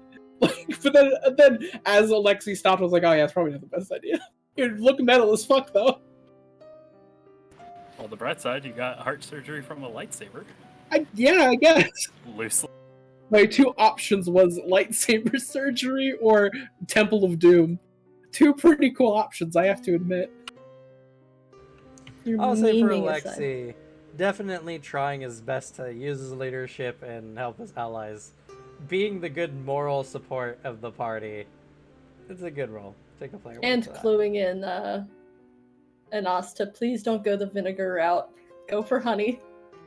Now that'll make Finwith sad. The words hurt more. He doesn't have resistance to their pain.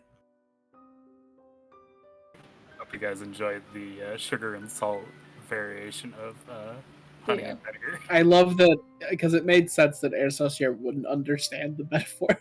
Like, I've never heard that before. What are you talking about? That's something that I like our games go into. Like, we actually think about like, oh yeah, here's an idiom, and the other party's like, what? What does that fucking mean? Yep. What are you on about?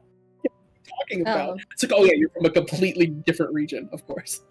So kudos on top of the like general Viking bro approach, and then to Alex, of course, the stumbling into the darkness, but the running instead of floating, like showing like actually like kind of panicked in the moment, and then raising his voice even if it's trying not to sound panicked and keep the flatter monotone.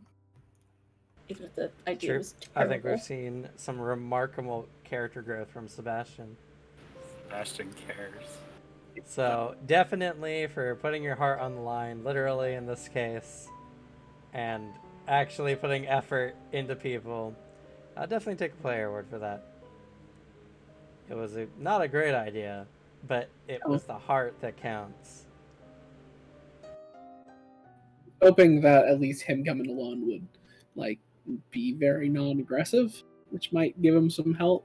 He was making a gamble, and he's going to pretend that his gamble worked. This is all according to plan. I'm sorry, you should have been shouting the line in between the Finwiths. Yeah. I'm so sorry. Yeah, literally, it was like, all right, well, Finwith's gonna try to sneak up and bite him, and it's like, couldn't do anything else. It was too fast. It was just a very sudden gone. At least it was too dark, so you don't have the vision of Centipede Finwith lunging for your throat in the darkness, forever like burned into your mind. I did that to a D&D character as they were possessed by a ghost, and my character turned into a werewolf and tore their throat out. So when we fixed them later, they're like, yeah, the last thing I remember is... it's just absolutely like a war stare. Terrified of dogs after that. Any other player nominations and or kudos? I gotta say at least a kudo for the beginning. the little tiny little fight between Anastasia and Sebastian, I could picture like how cool cinematic that was. Just like at least how I picture it, hand outstretched, Anastasia swinging like the sword like right fucking here, stopped. And then Like, dropping it with the clatter. It was very cool. It was That a very must cool have little been scene. cool. It's really tense. You Yeah. outpaced fucking Anastasia. Insane. I was so It was surprised. insane. It was a great moment. Both of you definitely earned a player award for that scene. Well, the description of like Anastasia like backing up to is like, yeah, it's a fair response for almost fucking decapitating your friend. It's hard definitely. the momentum of that sort of stop. And definitely for Suzanne, definitely could see a lot more Anastasia this session, a lot more broodiness, being in the tree, being the edgelord that you are. Did some good role playing this session, so definitely go ahead and take a player award.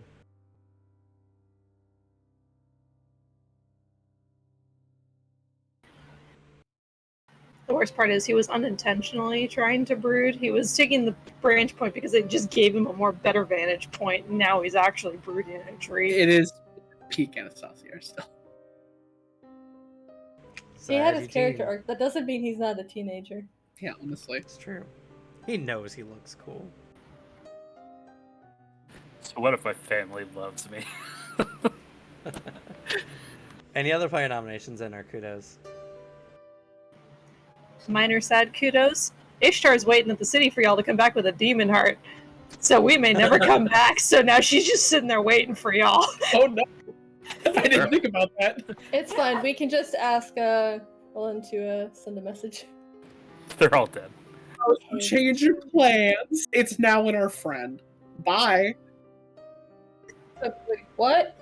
On the other side of the phone. What do you mean? You guys didn't tell me that. You told her before you told me that. All right, but for that, we're going to go ahead and end the session for today. Thank you all so much for watching, and thank you to my players for being here. If you're watching, if you've not done so already, please follow to see more amazing content like this. We do Anima Beyond Fantasy every Monday, 4 p.m. Pacific Standard Time to 8 p.m. Pacific Standard Time. If you are behind and you wish to catch up, check us over at Battle Gamer over at YouTube, and you can see all the way from the first episode of Cradle to Crypt to the current one. There's like 2 or 3 episodes that are missing. There's a bit of an issue when it came to Twitch, unfortunately, and we lost a couple episodes unexpectedly, but most of it is pretty easy to parse out once you are caught up on the series as well. Beyond that, we are doing some Pathfinder games for the next couple days, 4 p.m. as well. And if you're interested in any of this, Anima, Pathfinder, whatever, go ahead and check us out down at the official Battle Gamer Discord, and maybe you'll get a chance to jump into a game of your own. But with that, I'm going to go ahead and thank my players, and we're going to go ahead and say goodnight. So say goodnight, everyone. Good night. Have a nice night.